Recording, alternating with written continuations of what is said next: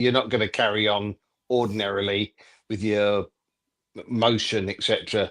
If you get stamped on the foot, with that sort of weight, it just doesn't work, especially in modern day boots who offer absolutely no protection. But getting to that game, I have to say, I've watched a couple of games of your side this year, Mark, where Only I would two? say, no, a couple, mate. When I say couple, I mean a couple more than just that game the other night. Right, yeah. And I would say, on the whole, they've been a little bit unlucky. But the other night, I didn't think they were unlucky. I thought they were undeserving. I thought the midfield was almost non-existent, and your back line. I know you said you got players missing, but the defending was just atrocious. Oh yeah. And it was either defending embarrassing. or attacking. There was nothing in between. No, No, they have players playing out of position. They have it just I think the long amount of losing is starting to get, it becomes a habit. It becomes a habit. It becomes. It does. It will beat you, but more than the most talented football squad in the world will completely. Completely. So, I know I've been involved in sides like that. I managed a side 1 year like that, and we were losing by the odd goal every game.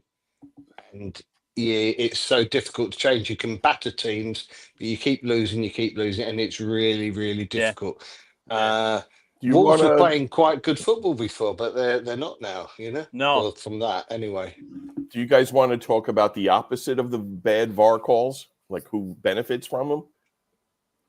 No, not really. I mean, we know that they go to the bigger teams. It's scary where it's always 20 below zero in his house. He's always bundled up. Like, I shoot this out in my porch. Yeah. It's so cold. He's breathing like a Star Wars villain.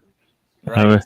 I'm in what would be called the new. Then there was an addition made in the house, and they did a really good job.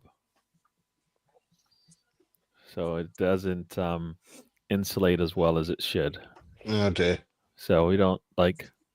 So, but I have a heater, so it's cool. But I like having a hoodie on anyway, so it could, Gangster. Gangster, very gangster. Gary Gangster. Yeah. Cool. But what I was going to just say about Wolves, next two games, Mark, big games for your lot. Massive. Yeah. That's massive. They're going to determine the direction of this season. The next two games. Leicester. You've got Ipswich and Leicester, I think it is. Yeah. I think it's kind of funny that, there was all this talk and all these rumors about managers coming in. I even heard Jose Mourinho as part of those rumors. And I think those rumors were made up by the club because no one wants to be a Wolves manager for a team that doesn't spend, which is why Nuno quit, which is why Lopetegui quit. Yeah. And that's what Gary O'Neill is complaining about very quietly, because I think it's his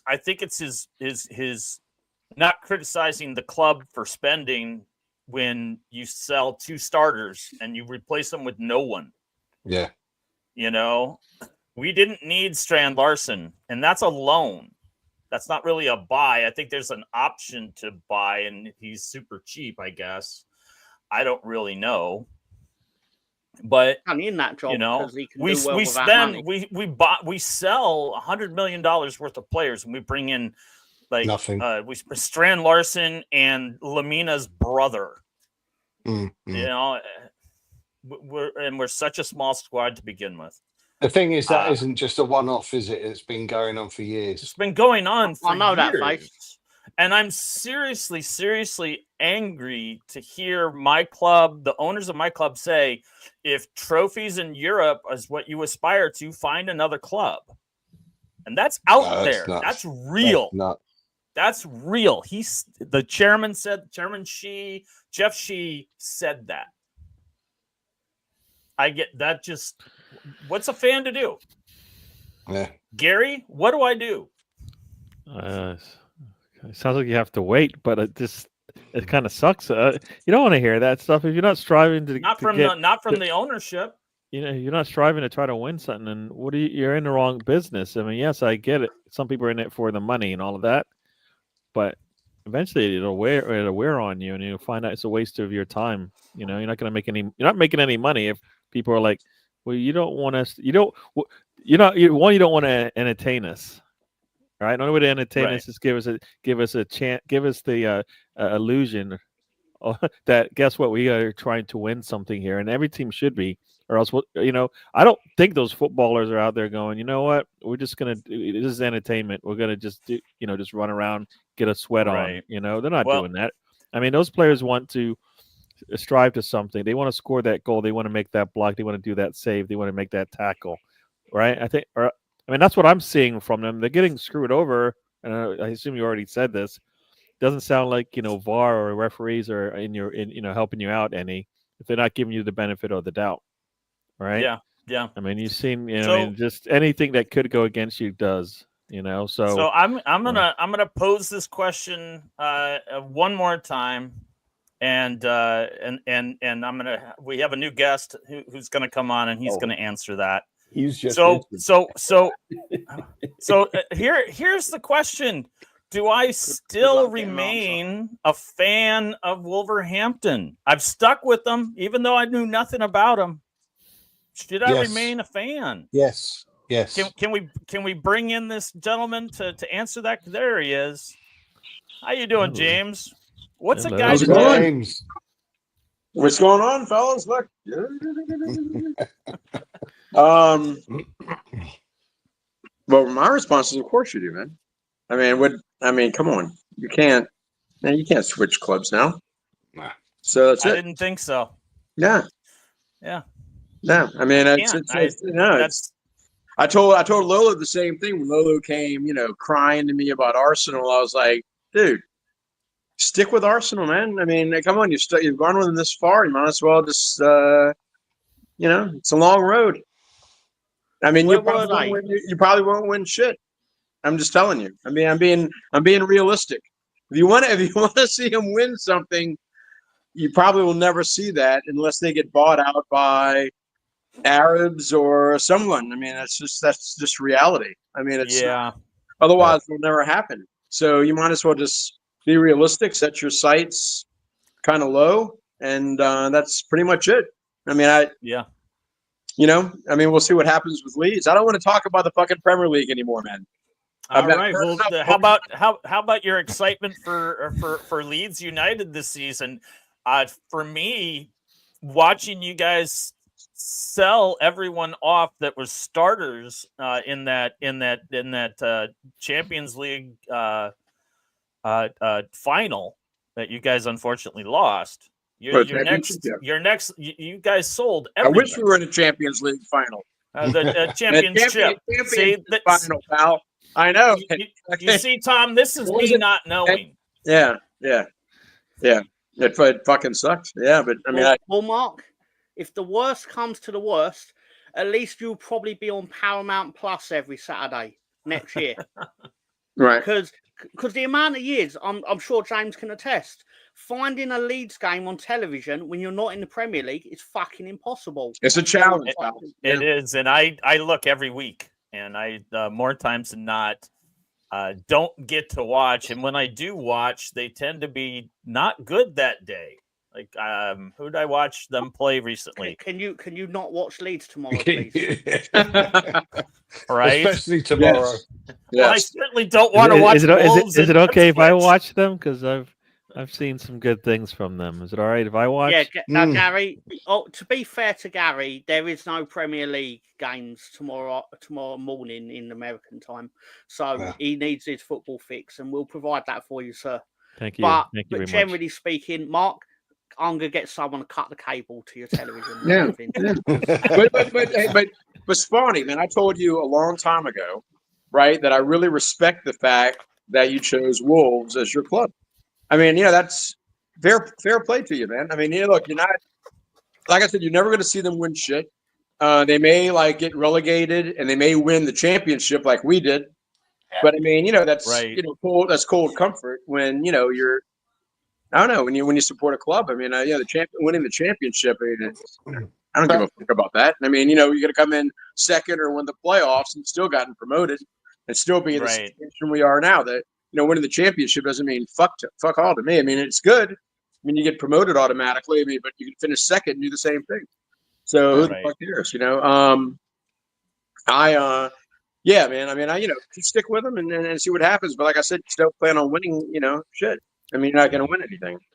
Yeah. There's a long way to go yet. There's a long way to go. The next couple of games are going to have a big bearing, I think, because you can't afford Ipswich to win. Yeah, No. exactly. That you can't, because they get those extra points ahead. It's a long way to go. Finger country. the six. It's a swing. Not sure. Six swing. Yeah. Yeah.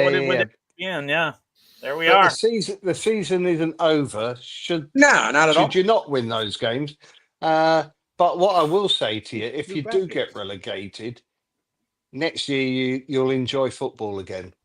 Yeah. You will. You'll enjoy it because you'll win some games.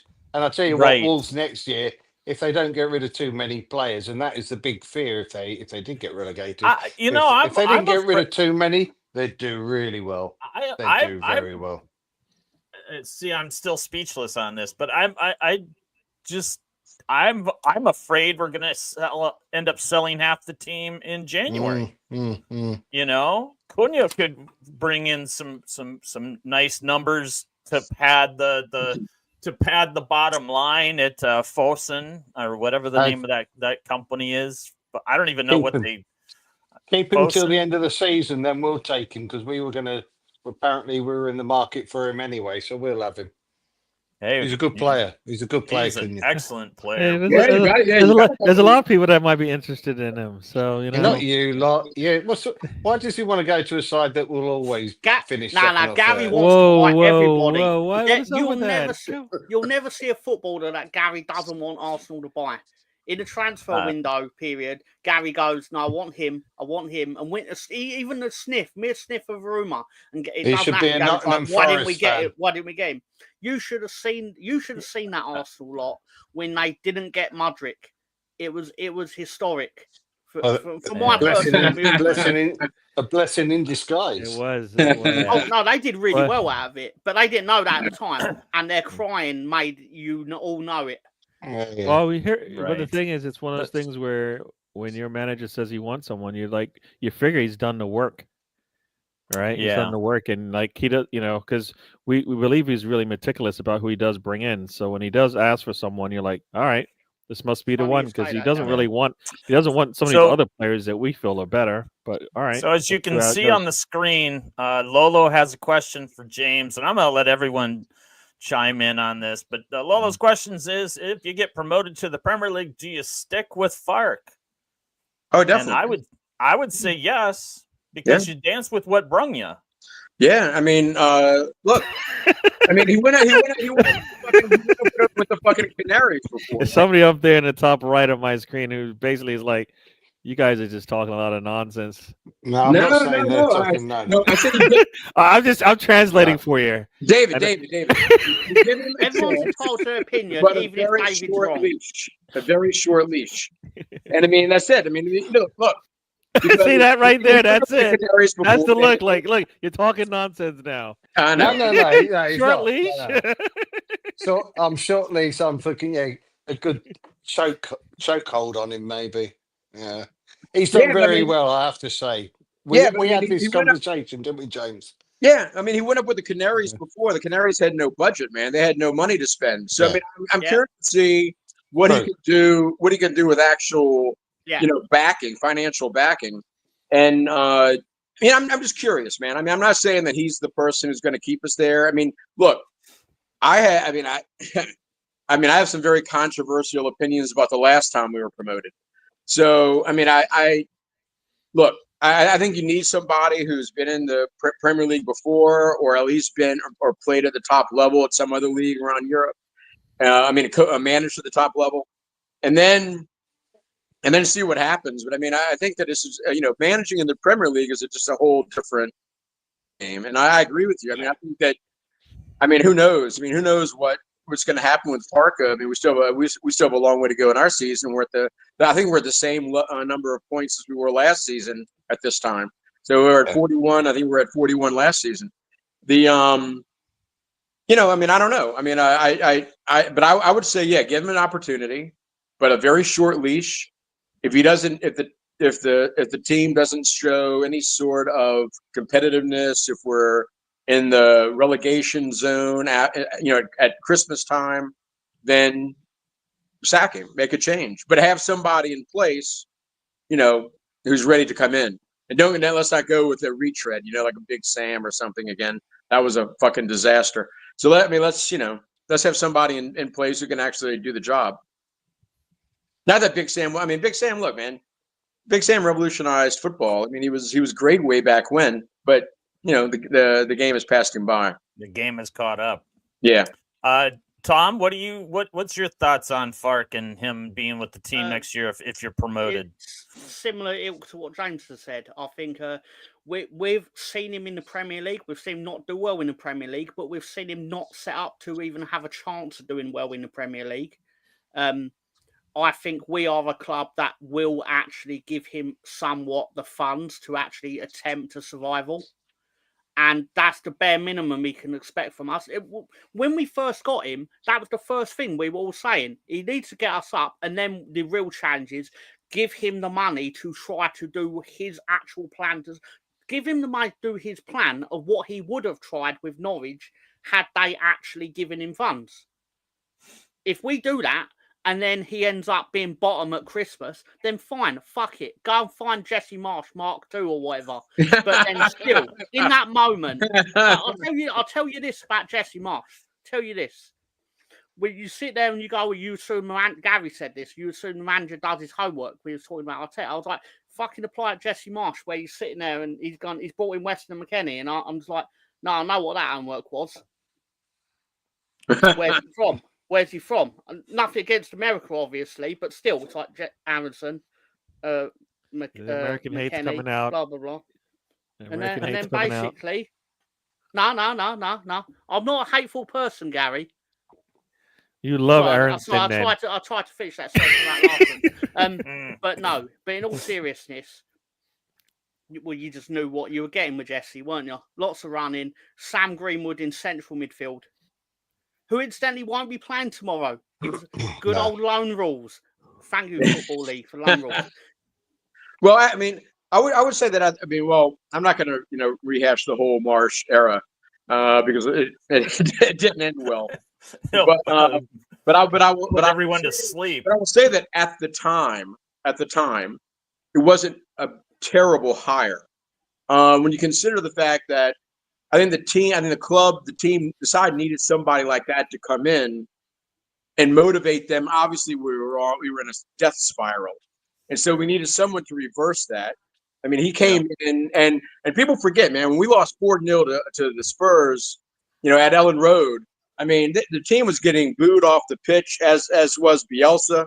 I mean, it was nasty, and so Marsh came in. He brought in a little bit of that American, can-do, optimism that we all make fun of normally abroad, but it's still it can be effective at times, and I think that it was effective for them. And it kept us up. It kept us up. He made some changes, and you say what you want, but it was effective, at least temporarily. And then the shit really hit the fan the next season. But again, I mean, you can make the same argument. We lost Rodrigo, our top scorer. We lost Tyler Adams, who was our best defender. I mean, everything kind of changed. I mean, a lot of injuries caught up to him. You can say the same thing about Bielsa's last year. I mean, it was just kind of a, I don't know, just an awful, meeting of events. This confluence of events that caused us to, be really shitty. But I mean, I don't know. I mean, it's. I think, yeah. When I analyze it, I don't like him, but at the same time, and I understand where Leeds supporters in England were coming from, because I found his whole approach annoying as well. Even though I'm used to it because that's like the American way. But I was annoyed by it as well. But at the same time, I was like, okay, well, he kept us up, so let's give him a chance and see what happens. He did a job in the first when he came in with that job. He kept us up. Exactly, and he stopped the bleeding. I mean, we were hemorrhaging goals, man. I mean, and if you look at the scores after that, I mean, the results after the 4-0 defeat. I mean, I went to the match against City when Dallas got hurt, and that was probably our worst loss after that. And that was a 4-0 loss too. But we had opportunities to score at the beginning of that match, and then after that, City just started scoring one after another. But yeah, I mean, it was I don't know. I mean, again, I don't hate him as much as a lot of people do, but I can see the negativity about him. I will just say I can understand where people are coming from. I backed him at the time. I backed him while he was the Leeds United manager. I will always back the Leeds United manager. But in hindsight, he did not do well. He did not do well. I think you backed him up. You backed him up, and you backed him all the way out of that door. I'm back the fucking wrong horse. Well, but no. So, David, you seem like you are of a different opinion about Mr. Daniel Farke. I am. So I'm going to go ahead and turn it over to you, and you can give us all those reasons of why you wouldn't want him back. Everybody knows that I've been quite critical of Mr. Farke over the last year or so. I will say I think he's doing a good job at the moment, and he seems to be learning. I'm not going to say learning because that's arrogant of me to say that, but he's adjusting this year, where last year he seemed very, very stuck in what he would do, and maybe that was also a reflection on the squad that he had at his availability, the depth of squad. He'll get us promoted this year, I think. I would expect it to be automatic. If not, it will be a failure if he has to do it through the playoffs, because I agree. I think we've got the best squad, maybe not the best team, but with that squad we should be able to finish second at the very least, if not win it. My concern is that in the Premier, I have my doubts again. My doubts will just be raised.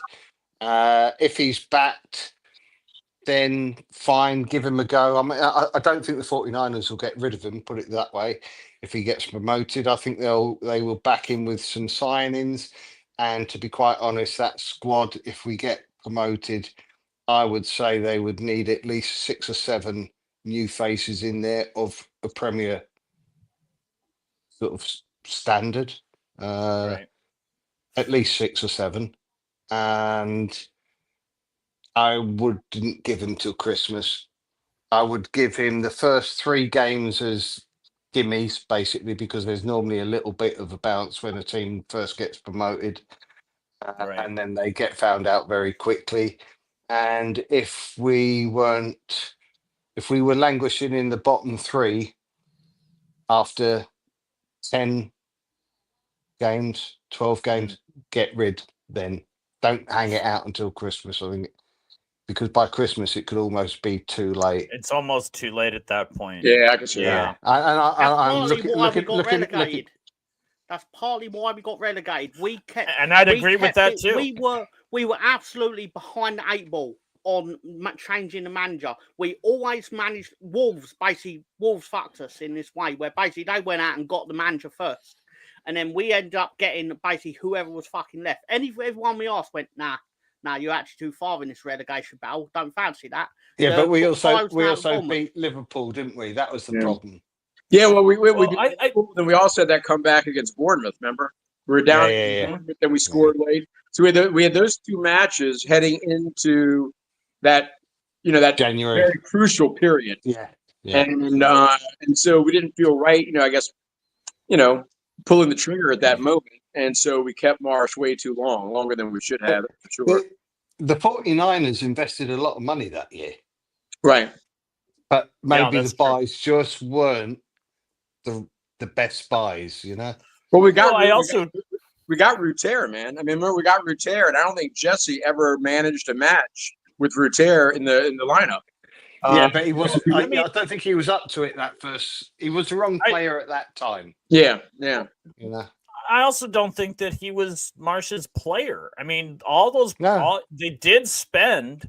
Leeds did spend that window, but then they spent and then fired Bielsa and then got then got Marsh. So he's stuck with all this expenditure that he didn't want in the first place. Right. Even though the rumor is that they had March lined up well ahead of that window. Yeah. And that's why it was like Bielsa fired, Marsh hired. It was like, well, I mean, it happened. Yeah, here's my take on that. I mean, Ruter came from Germany, and any player that joined us from Germany who was not American, I think Marsh had a hand in getting, because Marsh, of course, had the connections to Germany, and he loved players who came up through the Bundesliga. Mm-hmm. And so I think that he did have something to do with the Ruter acquisition. I mean, he was just sacked before he could do anything with Ruter. I mean, who knows? But I was thinking when someone had posted something about Farke. And remember David, the pubs in England that used to be the Firkin pubs. Remember? Mm-hmm. They used to have like those T-shirts, like "Shut up and get me a Firkin pint" or whatever. And so whenever I see Farke's name, I think of that. I think of like, you Farkin bastard, or like the movie that I'm trying to think of. If I hadn't had another one of these, I'd be fine. Johnny Dangerously. Come on, Mark. I do remember that one. Yep. All right. So while we had this discussion on whether or not Daniel Farke would remain manager once Leeds gets promoted, and I do think they get promoted at the end of the season, one way or the other, whether it be winning outright, second place, or whatever strange rules and how you guys do your playoffs. I've never seen that before, to where it's like two teams are automatically, and then the next four will fight for that last coveted spot. But while we were discussing that, the Arsenal podcast, Mr. Arsenal podcast, has asked about my thoughts on the Wolves stripping Mario Lemina of the captaincy. Mm-hmm. I guess it went to Nelson Semedo, and that's exactly all right. I'm getting another drink at this point. I don't know how we made that transition. I have no idea. Well, it's because the question was asked. There's a lot of questions asked. The question was asked, and it's staring me in the face with a big blue star on it. And so I felt that I should, now that everyone's chimed in about, Daniel Farke with the Leeds fans, now it's time to move on to this other question that's just ticking my brain, kicking it around like kicking a keeper. Nelson Semedo is now the captain of the squad, someone I have always liked. One that it's a perplexing decision because the Semedo is a free agent at the end of this season, and I don't see him coming back to the Wolves. Lemina, there's something that I spoke of earlier about how losing will beat you better and badder than any other team out there. And I think Lemina is tired of losing, and he's starting to lose his shit. And I think it was very evidenced in the end of the West Ham game when he went after. Did he go after? He went after Bowen, right? Yeah. Is that what happened? It's like, why at that point? Why are you going at him harder than you did during the game? Emotions, yes. That's why emotions, and that's where you're getting tired of being beaten, and it's becoming your worst enemy. And I think with the amount of losing that Wolves have been doing, and the fact that Lamina right now for the last 4 games has been playing as a defensive back rather than in the midfield, where he totally excels and looks super sexy. He's in the back taking the blame for the goals that are going in. But For he the was last, shit. He 10. was shit. He was shit. He's playing out of He position. was shit. It doesn't He matter. was shit. He's still It playing out doesn't of matter. position. He's the captain. He's a And better. yes, He's a better player than the rest of the players. Yes, he Scooby, I agree, was Scooby. shocking. He was shocking, and Yep. his behaviour after the game. Yep. He had to lose the captaincy. I mean, absolutely. But I don't think it's a big problem that he has lost it. I don't think even with him it's a big problem. From what I've read. I think it's going to go deeper than that, and I think we won't see him in the lineup on Saturday. I do believe that he's going to be made an example of. I don't to know. be honest, We'll see. I think it's a case of this is why he didn't get a league suspension for his actions, because I think Wolves have said we'll handle this internally. That might come up later. So Right. I think that they sit him for a game or two to avoid any sort of sanctions from the league. I don't think that Lamina was right for the captaincy, but I don't think that Semeto's right. One, he's a free agent at the end of the year, and then secondly, he's not vocal. And if you're changing captaincy right now, I give it to Cunha because he's their best player. Jose to the Wolves. They're the special one. Oh my God! I guess that's who. Which side am I pointing at? This one. That could be Jose. He keeps pointing. The most boring, Mourinho. style of football on the planet. I know. Yeah, I don't. Good luck with that. I don't want him anywhere near Wolves, and he's not coming to Wolves. No. That's quite a no fall from grace for Jose. No one is coming to Wolves, and you should hire Jesse. Hire Jesse. Oh God, I wouldn't want that type of football to be played. Come on. Yeah, that's just nasty. That's just nasty, James. Vibes. Sorry. What did Mark do to upset you, James? What's he done to secretly upset you over the years that you held on to this very moment to then go, I've got a manager that can help you? Yeah. You might have to pay him a bit to try and get him out of his current job, but I think he might be interested. But there you go. I didn't think he had a job. I thought he's been fired by everyone because he's insane. He's the head captain of Canada. Oh no! He's the greatest manager ever. Are you talking about Jose Mourinho? Or are you talking about? That's who I'm talking about. Oh, about Jose Mourinho. He's unemployed, isn't he? Yeah, he is. I think. He's currently second in the table in Turkey with Fenerbahce. Yeah. Is he with Fenerbahce now? That's where he is. Yeah. Oh, right. Okay. Well, like I said, he doesn't really have a job. Exactly. He doesn't dress like at least he's not with Galascom, so you can at least. So Fenerbahce is much better than Galascom, that's for sure. Yeah. I think so. I think Semedo is the right choice for your lot. Yeah. Yeah, I do. Yeah, and we'll see about the lineup tomorrow. It would be nice if Lamina did play. I mean, one would hope that it would be a case of, look, you can't be captain because of the way you behave, blah, blah, blah, blah, blah. However,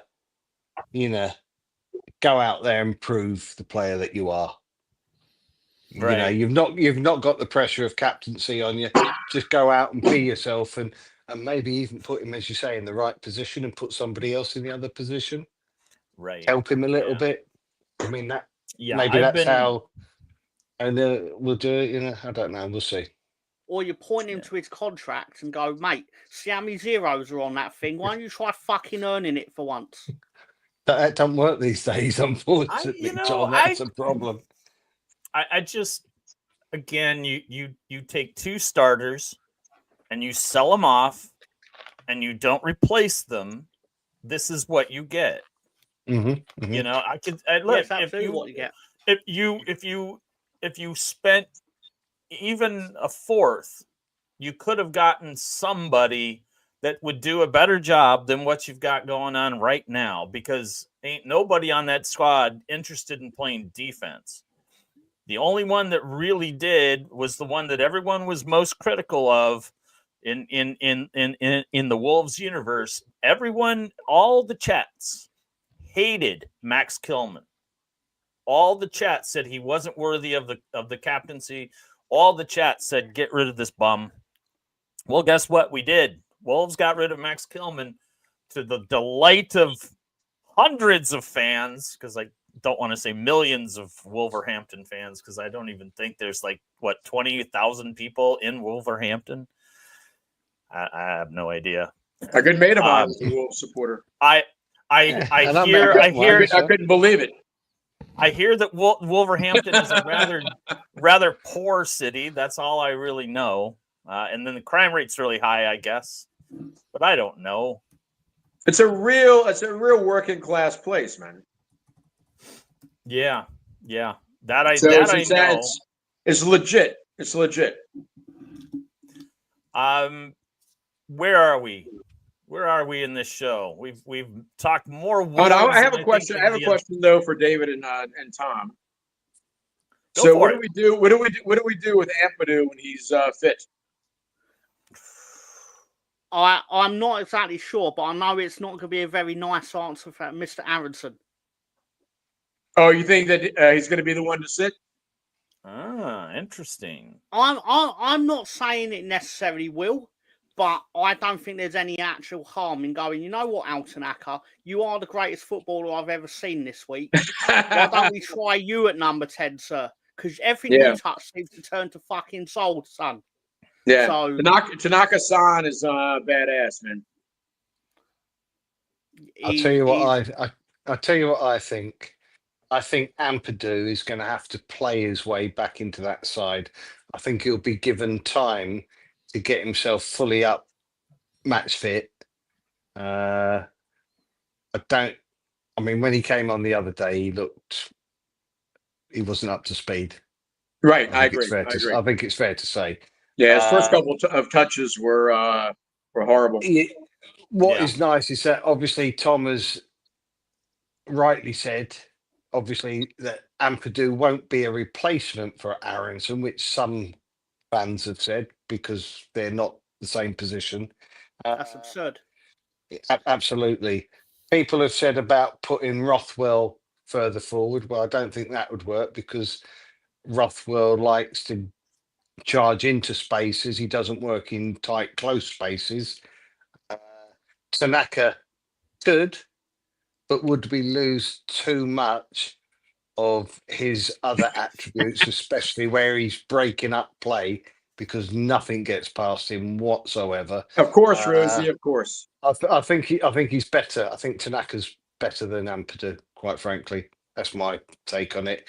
I agree with you. Yeah. I think Ampadu has to win his place back. I don't think he expects his place given to him. And I think it could take a while, and that's good. Yeah, I agree. That is my thoughts. My thoughts exactly on Ampadu, because I do think, at least from what I've seen, and obviously the results, is that since he's been injured and not, and you guys have changed lineup, I think you guys play better. Yeah, right. I think so. I think that Ampadu will be given every opportunity to win back that position, but he's going to have to win it, and he's going to have to win it 10, 15, 20 minutes a time. I can tell you how he's going to win it. I can tell you exactly how he's going to win his place back. It's because he's going to have to have watched what happened during his absence, and hopefully he's been taking fucking notes, and hopefully the fucking notes will say the words, move the fucking ball forward. Yes. Yeah. Quickly. Yeah. No, I mean, I guess as for the few games or the many games I have watched of Leeds, you've set yourself up to win pretty much most of the games that I've watched. If you've lost any, it was just even if it was a poor day, you still had opportunities. I mean, then you've lost games late for the silly reasons that you just can't explain sometimes. But you set yourself up to win pretty much every game. I mean, there is that for me. There is that. Can you please score? Because if you don't, the other team is going to get a little, anxious as well, and they're going to figure you don't want it, so why don't we just take it from you? And that's happened. We've seen that in a couple of games where you just weren't able to put that ball in the net, even though you've had chances. Other team gets the 1 or 2 chances they get in a game, and then you're like, what? And then they get the second one. I think that's the one game I think I saw they scored 2 on you because you didn't come to play that day. But in most games, you've set yourself up well. So yeah, like you said, there's no reason to change. Like you said, if he comes in late, he comes in and plays and outperforms everybody on the pitch when he comes on, then you got something good, and he'll be hungry for it. But otherwise, there's probably no reason to change because you've set yourself up pretty well to win games. I mean, in a different season, you'll be sitting at the top of the table with some space. Yeah. Yeah. No, Ampadu might be our version of Wally Pip. Losing his place to who was it? Lou Gehrig, right? Because he was injured. Tom? Yeah, or Drew Bledsoe and Tom Brady. Yeah, exactly. So I mean, I think Ampadu's a good player. The great thing about Ampadu, right, is he can play multiple positions. So if someone goes down in the back line, he can take over there. He's I think he's actually better as a center back than he is in midfield. Sounds like a mini Henderson because that's pretty much what he did for Liverpool. Wherever they needed someone, he basically answered the call most of the day. That's right? what he did at Sheffield United as well. He was playing centre half. Yeah. Hey Tom, should we clip those nice comments that Gary had about Leeds United and just keep playing it over and over? That's anytime I start talking, you guys will just play that. Is that what's going to happen? On a loop. That one? Just play him on a loop. I was just sat there. I'm listening to him. I'm like, yeah, he's right. He's right. That's right, Gary. I'm sitting. The actual notes I made in my head were, let's check Gary's house for safety. Like, has he been kidnapped and replaced by a doppelganger who was trying to fit in? I think with the Ampadu situation, and the same goes with the other players. You look at the bench that they had on Saturday, and that is just ridiculous at Championship level. I agree. Those players would get in all the other sides in that division.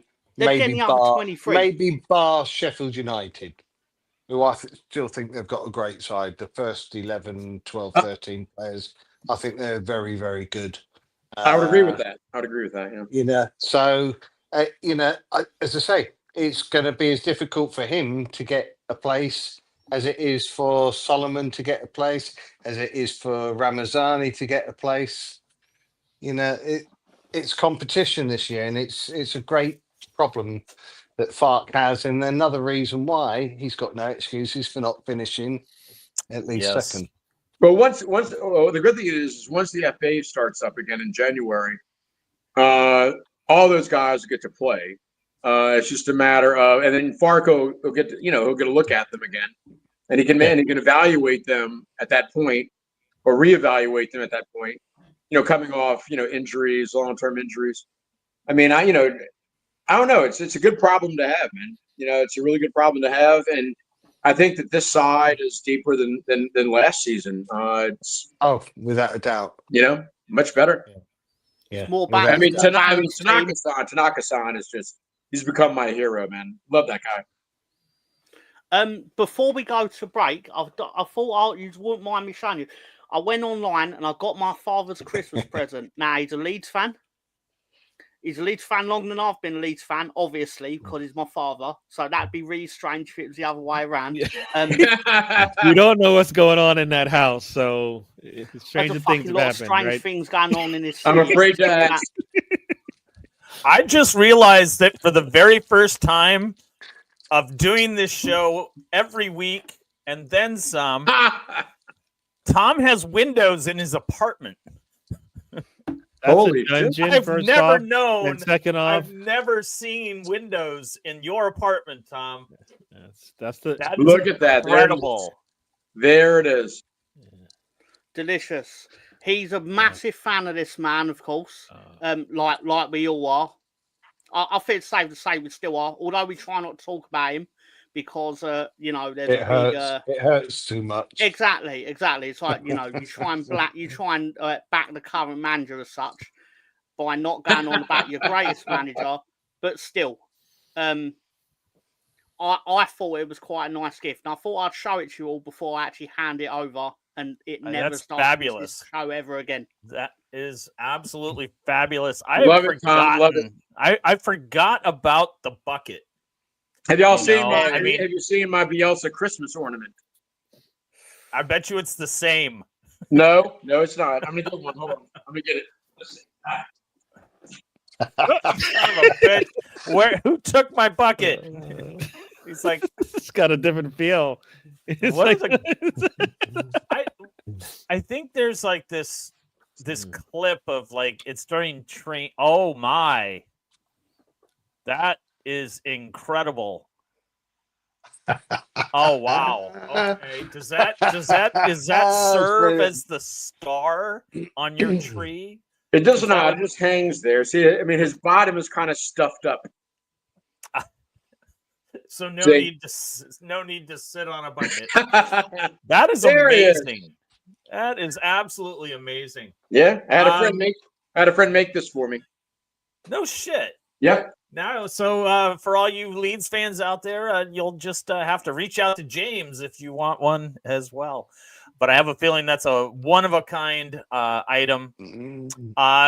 So we're about at that halfway point. No stoppage time here, but we here at On the Stoop we've been working, mostly Lolo working his magic on this new film that he's been working hard on, and he's finally gotten to the point where he can introduce the world to the trailer.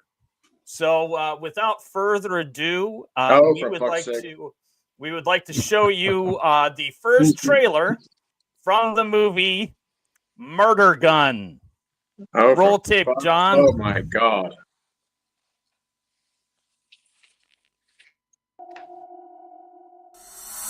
Murderers, robbers, rapists, dealers, pedophiles.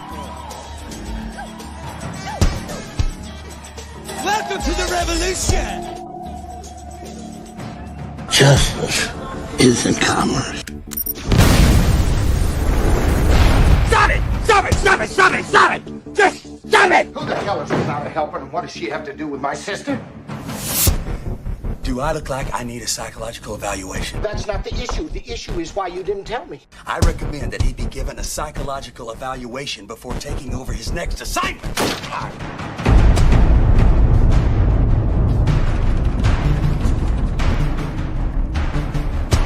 Just like old Tom's, huh? You goddamn son of a bitch! Come in the eyes. May I have a little kiss before you go? I'm very lonely here. Oh, we're being lied to. I don't like secrets. I could report you to the authorities, have your goddamn license suspended. Smoking cigars now. And I thought he was perfect. Would you give your life to save the world if nobody knew you did it? Boy, you're a cocky one. You got a great point there. And the sign that says, "No snakes allowed." We're past all that. No more games.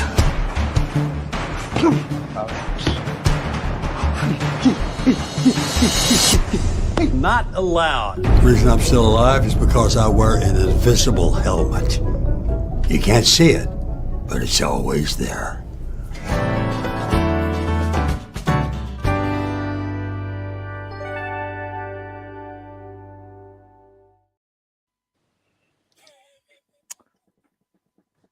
Yeah, that is by far my favorite trailer since The Office, which had what was Michael's movie? Threat Level Midnight. Yeah. What was it called? Something Midnight? Threat Level Midnight. Where he was a spy? Where was. you have to do the scan. Yeah. Move to the right. What is it? What's it? Anyway. Yeah, threat level midnight. Yeah. This was yeah, that was amazing. And not only am I seeing that for the very first time, I thought I had seen it, but I got to tell you, the new iteration Lolo, if you're out there, wow, that was fun. We will be sued by Gary Busey, Nick Nolte, and Seagal, but they will be very, very disappointed in our ability to pay. So I guess it's jail time for us all. Well, Mark, I'm too pretty to go to prison. Mark, I worked for Steven, and I can tell you without a doubt that he will sue you. Because Steven Seagal is very litigious, my friend. So I am he's also crazier than a shithouse rat. No problem. We help you out with that too. No kidding. No kidding. But I did 2 shows with him. I'm too pretty to go to prison. So please send steroids through the mail. Something like that. Is my audio? I've got a great story about Steven real fast. Yeah, please. Your volume on your vocals changed. Did it? Yeah, it sounds like you're on an AM radio. You sound like you're on duty in water. I don't know what happened, man. I don't even know how to correct that. All right, James. Let's hear that story. I'm dying to hear it because Steven Seagal cracks me up. So we were doing a shoot with him, and we wanted to film him like teaching keto. Afterwards, and he was like, James, I can't do this. And I was like, why not, Steven? He goes, because I can't turn it off, man. You know, once I get gone, I may kill these kids. And I was like, really?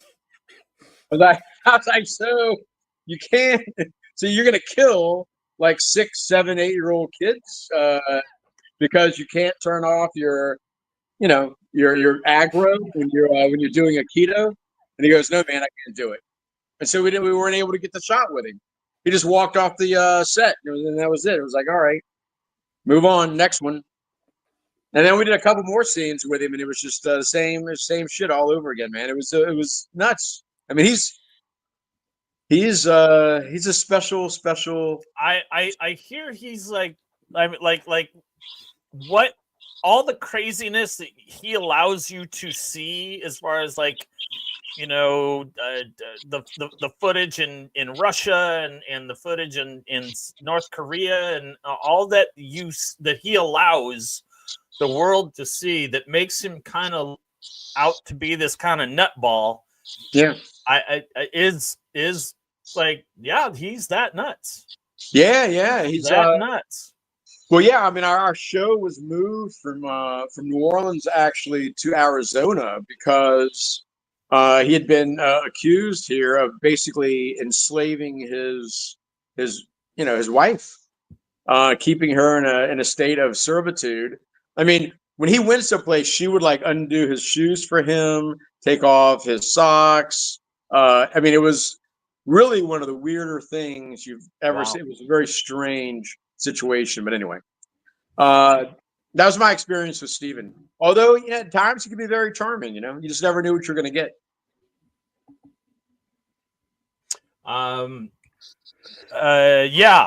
Sorry, I was so distracted by David. You're muted, and you can only fix that on your end.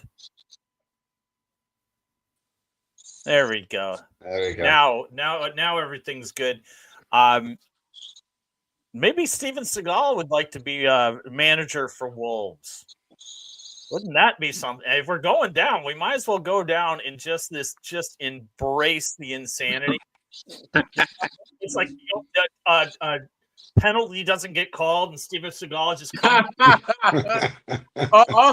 Also, Steven has spray He's on back hair next week because he appeals. So Mark, Steven has spray on hair, my friend. So he's got like this black kind of like spray paint can, and he sprays it on his head. It's like it's one of the, again, a very strange kind of Steven Seagal moment when you're in a production band with him and he's having like people spray on his hair. Spray on his hair. Yeah, it's wasn't pretty classic shit. Wasn't that a product that Ronco sold back in the 70s? Remember Ronco? Oh yeah. For those of you that don't know, Ronco was Ron like Popeil. was Ron Popeil and his products. Yeah. And these infomercials would come on at like 2:00 in the morning. It'd be the last bit of television you'd watch because, if believe it or not, you youngins out there, there was a time where there was not television. Like during the day, like the late evening, you get around 2:30, 3:00 in the morning, it would be the national anthem and then static, or you'd get that focus symbol. But TV was never was not 24 hours. But Ron Popeil would come on with Ronco and would sell you these bizarre devices, and one of them was spray on hair, and he had the pate, and he demonstrated it himself, and it was kind of like silly string for the head. Yeah. You know, Remember the pocket? Remember the pocket fisherman? Remember the pocket fisherman? Oh, absolutely. It was a fishing rod that you could fold up and you could put it in your pocket. Right. So I remember one time I met my cousins were fishing during the wintertime in Louisiana. You could fish off the bank and catch these really big, redfish. I mean, they're like I guess they're like sea bream. They're like a type of, I don't know what you call them in England, but anyway, yeah. So they grow to weigh like 14 pounds, 13 pounds. I remember a friend of mine showed up with a pocket fisherman, and I mean the first time he hooked a redfish, I mean the pocket fisherman. First of all, my cousins laughed at him when he showed up with that thing. They're like, "What in the fuck is that?" And yeah. So then, and the redfish took off with the pocket fisherman. There's probably a redfish still somewhere in Louisiana circling around the swamps with a pocket fisherman hanging out of his mouth, out of his gills. That is funny. What it would always be like, it was so entertaining watching those commercials. But I mean, to me, could you imagine if like back then you could like tune into your television at 2:00 in the morning and see Betting in the Dark with Mr. Tom? That would be so much more entertaining. Yeah. Are we ready? Are we ready for Betting in the Dark with Mr. Tom? Everyone log into your phone and pull up FanDuel or MGM or whatever you do, because these bets like work. They are great. 60% of the time, they work 100% of the time. Oh, 60%. Sort of. Thank you, Mark. I was gonna say betting in the dark. I thought you said betting. I was gonna be like, well, that's after hours. What is going on here? This is like a whole new direction for On the Stoop, man.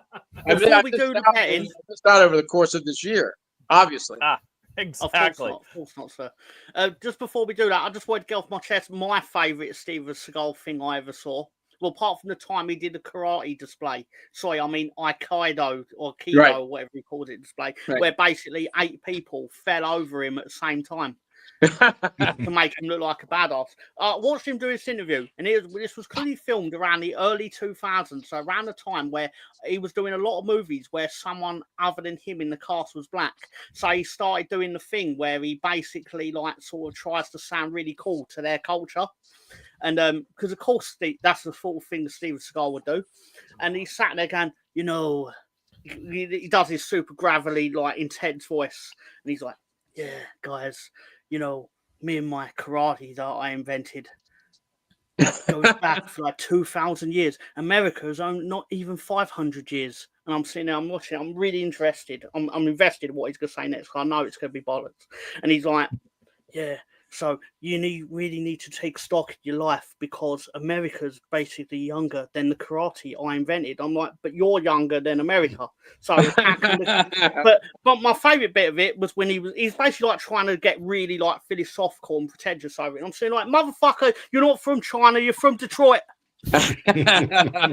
Yes, Yeah.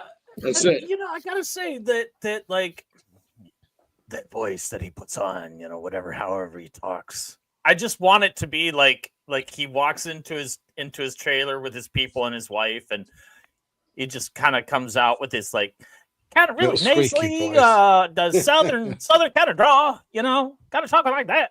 I think that would be awesome. Yeah, he tried to Let me tell you about my day, honey. Yeah, he tried to affect a New Orleans accent when he was here. It was pretty comical. And the you know, he's a blues guitarist as well, so we had to set up a scene where he was playing at the House of Blues, and it was incredible. I think it's awesome that like he's like, while he has this very macho persona, he's also kind of like a cross between George Costanza and shit. There was a TV show. George Costanza and shit. No, but there was this Todd Margaret. George Costanza Oh, yeah, and Todd Margaret. Yes, he and was if from you've Leeds. never seen the incredibly misadventures of Todd Margaret, which was one of the first original series on Netflix, I believe. It only 2 seasons, only about 16 episodes. David Cross. Maybe it was 3 seasons, but David Cross is some of the most brilliant comedy, and how they circle back is amazing. And he was from Leeds. There's a Leeds connection there. Yeah. That's what he tell people. He goes, my father's from Leeds. He saw the album from The Who, and he was like, "Oh, I'm from Leeds. Yeah, on Main Street." No, I don't remember Main Street. But anyway, yeah. Are we ready for betting in the dark? Because that's where this started. Let's do it. Betting in the dark with Mr. Tom. Come on, love, place your bets. Roll up. Here we are for the Nick Nolte tribute edition of. Oh, it's also Friday the 13th. Well, not now, it's not, because in UK time it's now the 14th, Saturday. Anyway, but not that I mean to ruin your Friday the 13th, people, but roll up. We've got some bets. And whether they're good or not is obviously sponsored by Murder Gun, of course, which is coming soon. For no reason whatsoever. That's what I've heard. For no reason whatsoever, Murder Gun is coming. It will be on the Stoop streaming service, allegedly. Probably not. Right, here we go. I'm going with... Yes, exactly right. I'm going for the money, baby. I'm going full in. This is the highest payout of the weekend, because of course it is. It's definitely going to happen.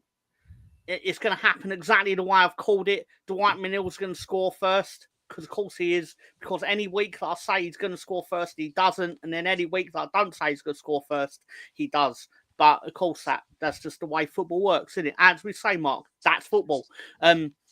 Then probably Arsenal good score. I don't care who. They're not in this bet. But only the fact that their goal is. And also, Dominic Calvert-Lewin's going to get a penalty because he's Dominic Calvert-Lewin, and he always gets penalties. That's even if he gets on the pitch, which I think he might, because he's doing his 2 minutes a season where he's not injured. But anyway, Everton winning this is big money. Big money. Yeah, just give me the money and let me, instead of wasting your time, people, just hand it to me. So that at least it goes to the cause. He'll waste your time for you. Send it to the bettors. Yeah. Send it to the casinos. Just send it straight to Gary at iwantyourmoney.com. And then, don't waste your time. This is the dumbest thing I've ever seen on the show. I've seen a lot of dumb stuff on this show. You obviously have not seen me pronounce Lukaku. Yeah, well, this is more because it's Tom. You have nothing to do with this. This is all about Tom. This is the dumbest thing I've seen Tom do. He's done many a dumb thing. Do you know the reason I selected this?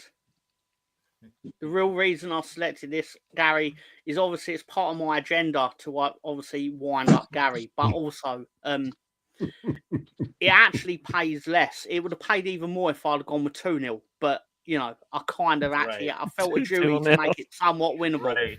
You better hope they Now, don't. You better hope that doesn't happen because If it finished 2-0 and I predicted 2-0 and someone won off it, basically they haven't got to go to work for the next 14 years. But you ain't gonna do that because you have no faith in my bet. So basically, I'll better put an Arsenal goal in it. this is all right. That's Gavin next. looks so thrilled with my decision. I came back for this. What the? Let's move on, people. Come on, folks. Nothing Yeah, to if you see don't mind, here. Director John. Carry on. Sorry. In case anyone else had an opinion on it. Nobody Sorry. has any opinions. They think I it's like just to as give dumb people as a I chance do. to have their say, even if they're incorrect, like Gary usually is. No, they're okay All right. moving on. They're okay moving on. Fair enough. We're gonna go with Villa travelling the forest. It's gonna be a Desmond Tutu, and that will get you £100 basically, because nothing else on it pays a lot of money, and I'm not really that confident it's gonna be like 7-7 or something. But I'll partly say it knowing we could get the photograph of Desmond Tutu put on it more than anything. I still like the mugshot of Nick Nolte, though. That's some scary shit, man. Yeah, I just wonder what the hell he was on because he wasn't just everything.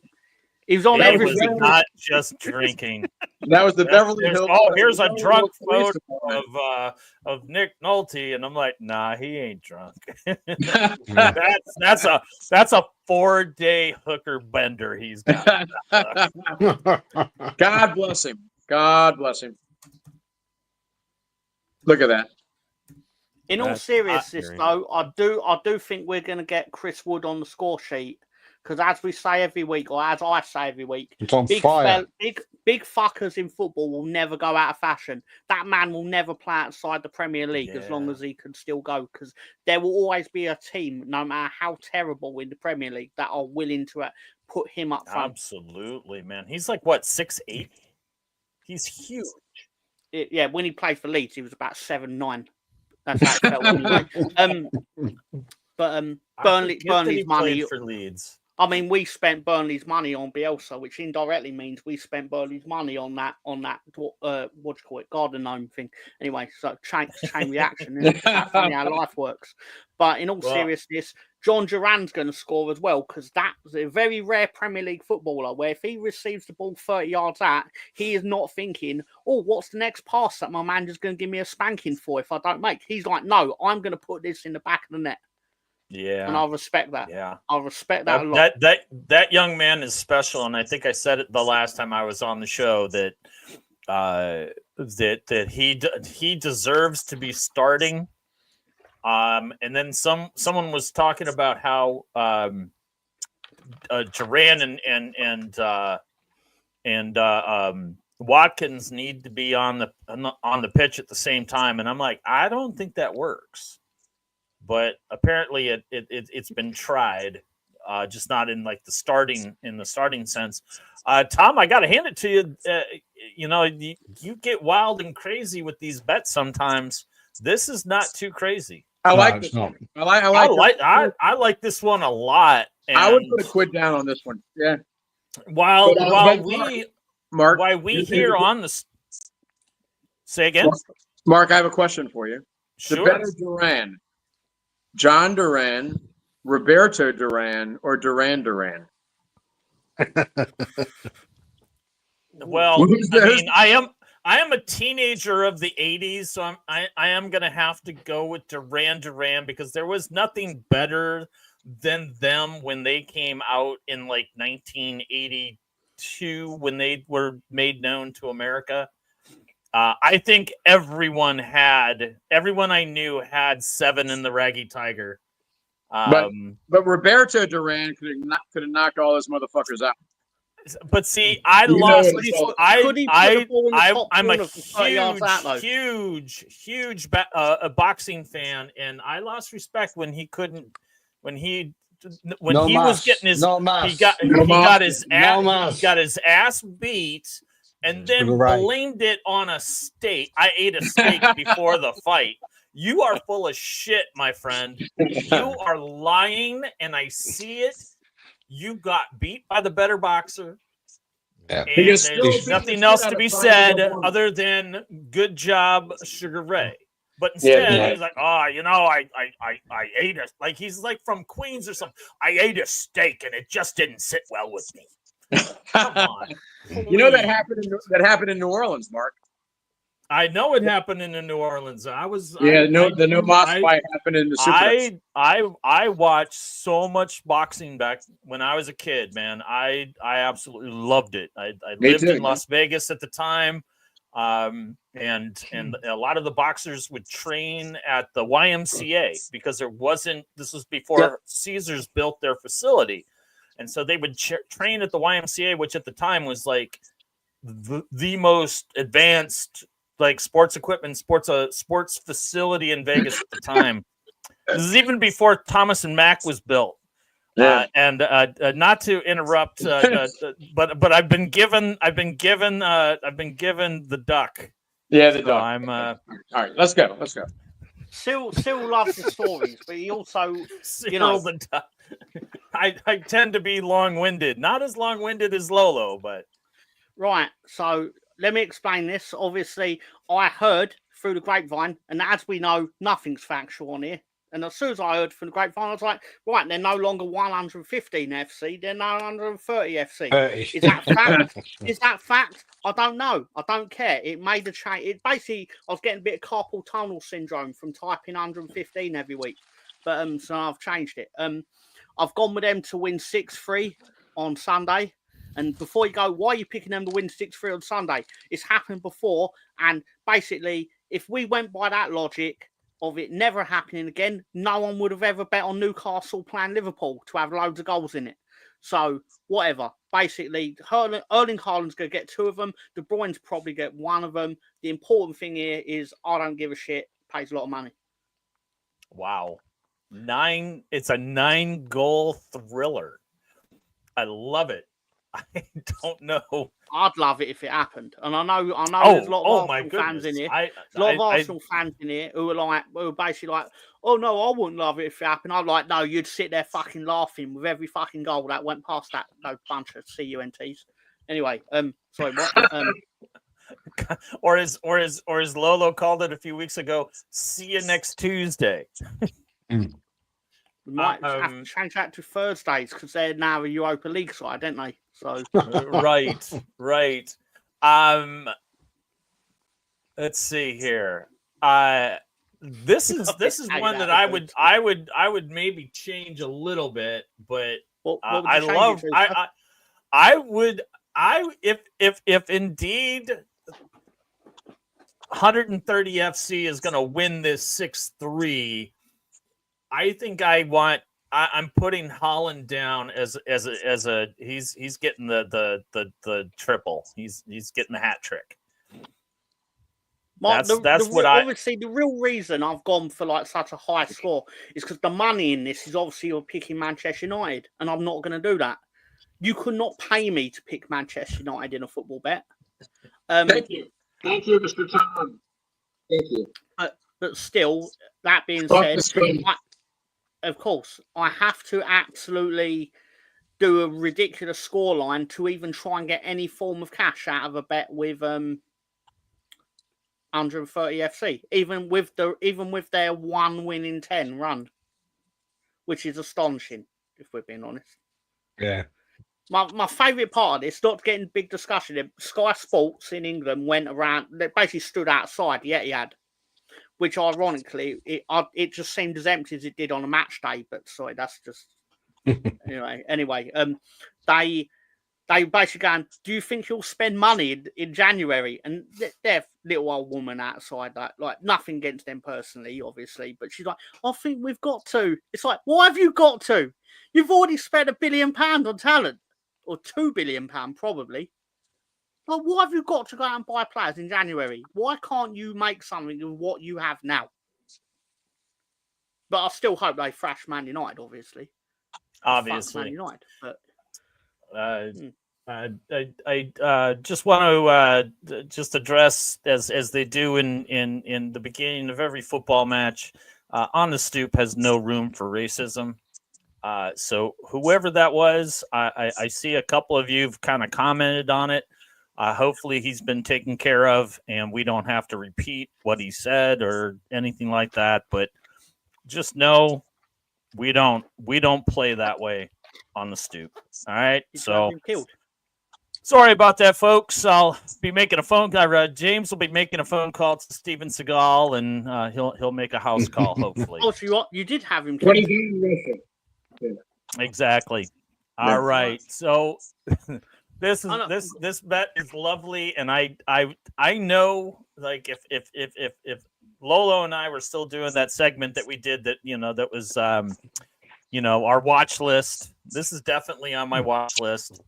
And I would love to see 9 goals in it. That's awesome.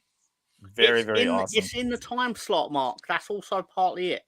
It's in the time slot where the goals happen. I totally agree because I've seen it and I've made note of it. And every single week, Mr. Tom, you are absolutely correct that it tends to be the highest scoring match of the match week. I don't know what I know you. I don't know why, Mark. I don't know why it has the most goals in that time slot, because it's just one game every week. But it has the most goals of any like singular game time slot. Obviously, so Saturday morning, Monday night, etc. But I don't know why. What it is about Premier League defences that basically don't like playing football when they should be having their lunch or something like that. Absolutely agree with that. Tom, I somehow figured that you have one more bet. Yeah, we do tend to call this the Magic 3. Which, I love it. So that's Magic Boosie. He's got his not Boosie, no, he's got his glasses on. Which obviously means he's more intelligent in that one. And that being said, going Everton to win, Forest Villa to draw, 130 FC to win, £67, 85 if you're going by the dollar. And God bless you if you place this bet, because his is crazy. What about Leeds and Preston North End? What's that, James? What about Leeds and Preston North End? I don't know. No, Gary's copying them out, Rosie. That's what Gary's doing. Gary's he ain't checked out. He's fucking checking it down on like, have I done it exactly as Tom wrote? Anyway. No, I did. I don't do anything like you, especially when you have my team up there. It's not going to happen. I'm sorry. So, yep. All right. Is this segment over? Because it started out really bad and it went okay afterwards. I don't put Leeds United in this segment for one simple reason. Because then if I get it wrong, then I'm upset twice. Because I'm not going to pick. I'm never going to pick Leeds to lose in this segment. Therefore, if I don't win, I've wasted a segment and lost the points. So exactly. Another bet on the teams. Yep, that's true. Absolutely, James. Absolutely. Yep. Because otherwise, you're in for a very. Well, your audio. I think, David, just make sure we're on the same page. You heard what I heard. Yeah, absolutely nothing. Okay, just making sure. Yeah. I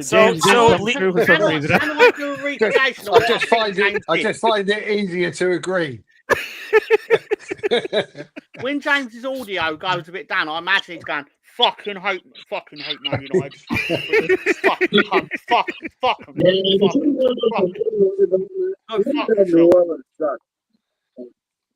You've got something fantastic going on there with your audio, James. Yeah, James, we had a hard time or something because your batteries might be dying. Is that I don't know if that's how that thing works. Yes, my battery is dying. Oh, okay. It is dying. Yeah, so I'm gonna have to, unfortunately, as we used to say in the entertainment industry, I'm gonna have to ankle soon.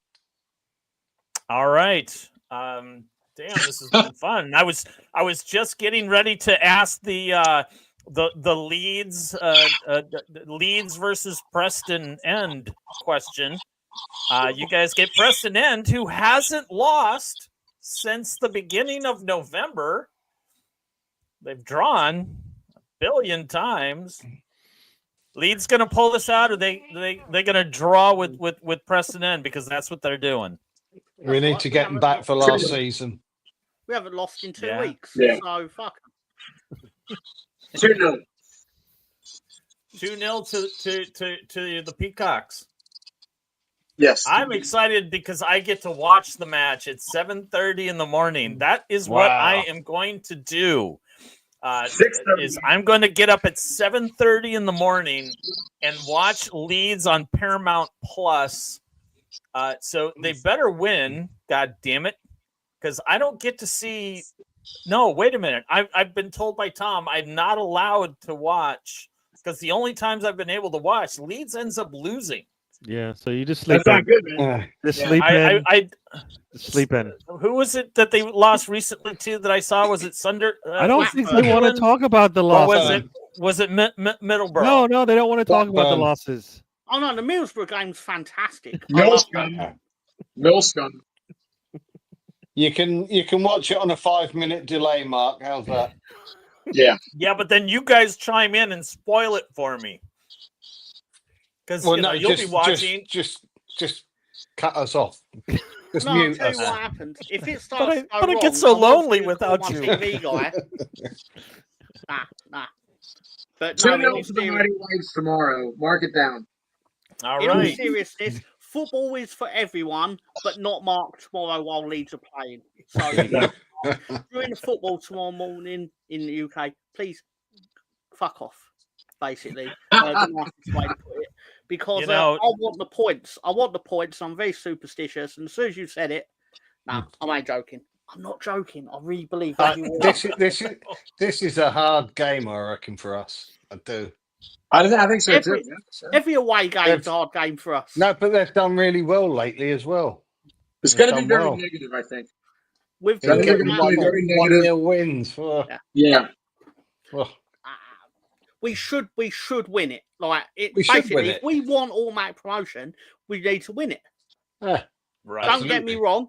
Do not get me wrong. If we do not win it, I'm going to be very annoyed. But I am absolutely not giving up on the whole season because of one football match in the middle of December.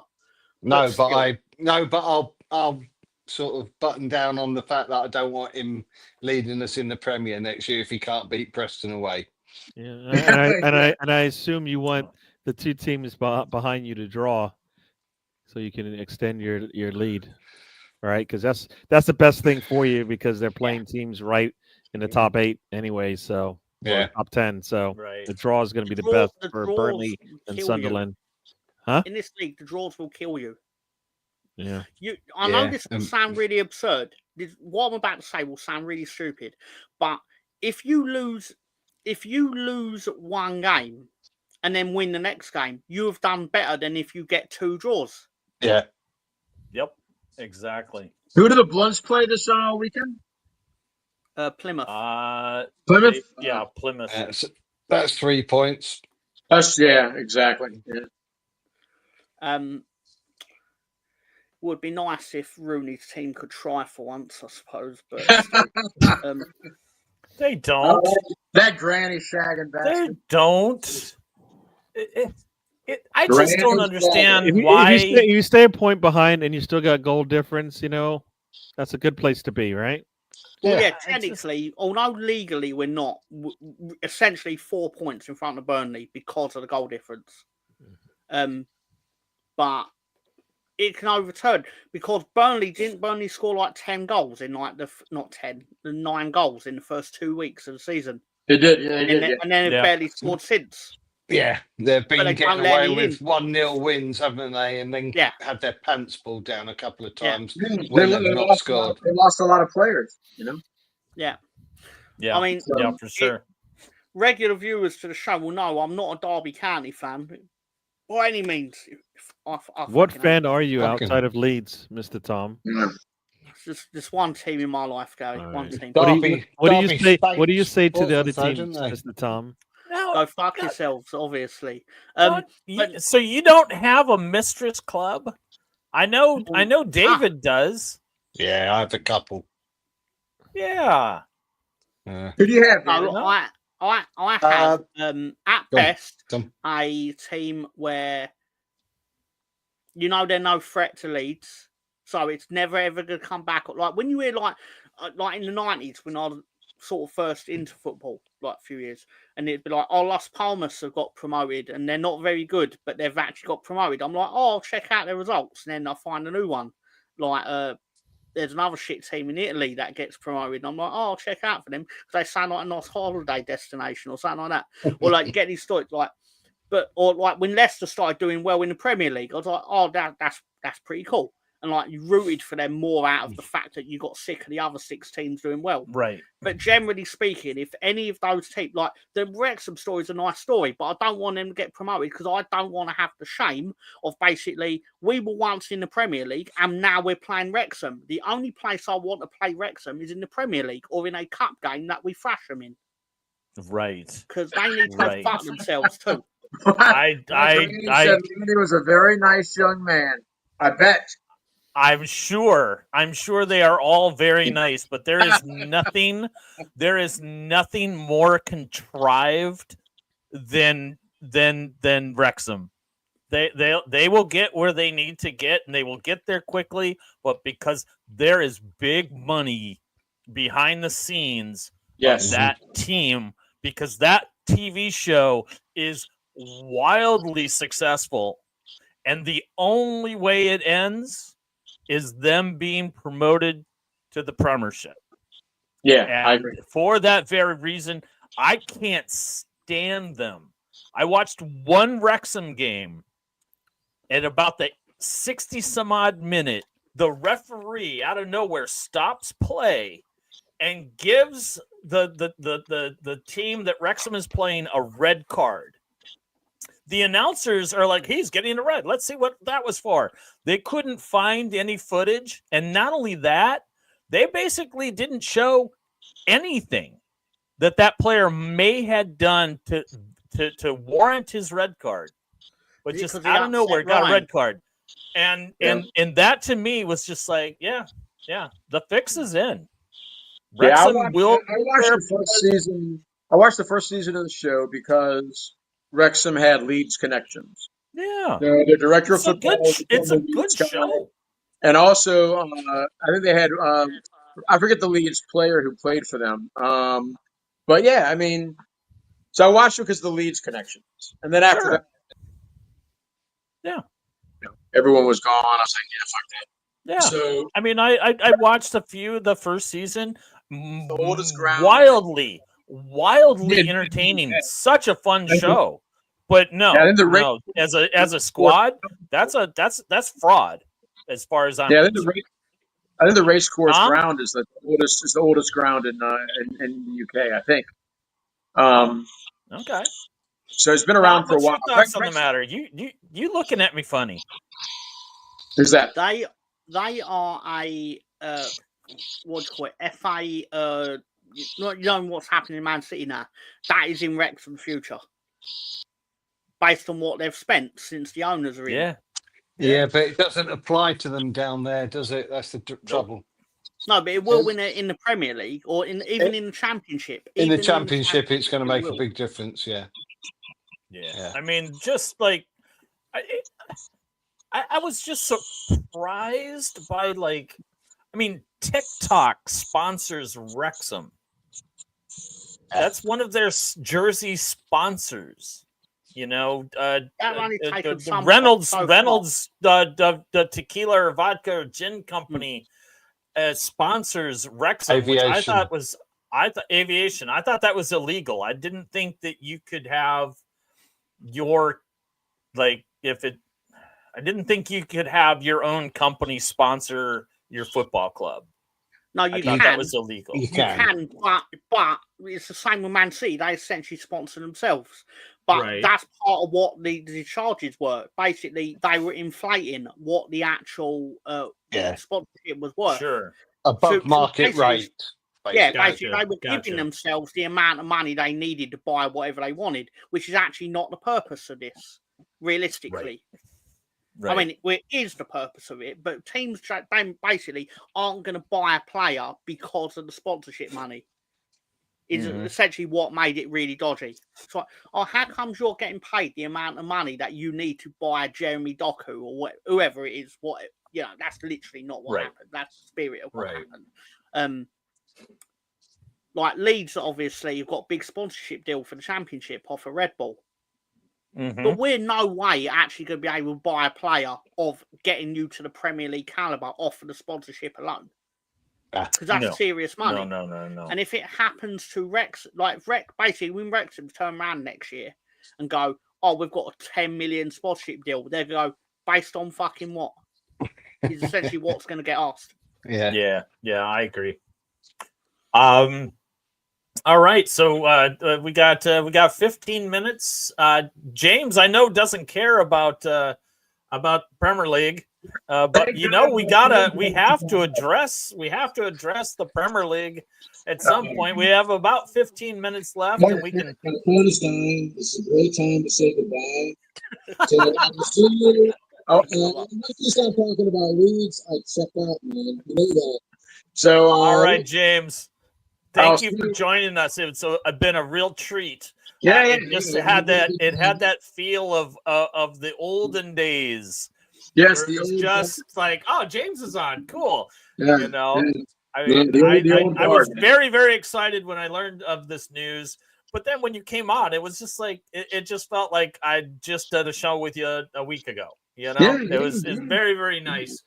And lovely that we can talk more about Leeds this year than in previous time. Although we do try and make as much money on your likeness on that sticker and all the merchandise. I know. So no NIL money. Oh, we're certainly up in like the 2 zeros at this point. Excellent. Did you happen to get any royalties off of the cup I bought with your face on it? Jesus Christ, it barely pays for our internet. Don't let Lolo see that. All right. Well, James, once again, thank you. And you are always welcome in our house, on our stoop, anytime you want. All right, pal. Buddy. Please come soon, James. Cheers, mate. All right. So about 15 minutes left. And Mr. Gary, what do you say we give Gary an Arsenal moment? You're playing. Are you sure you want that?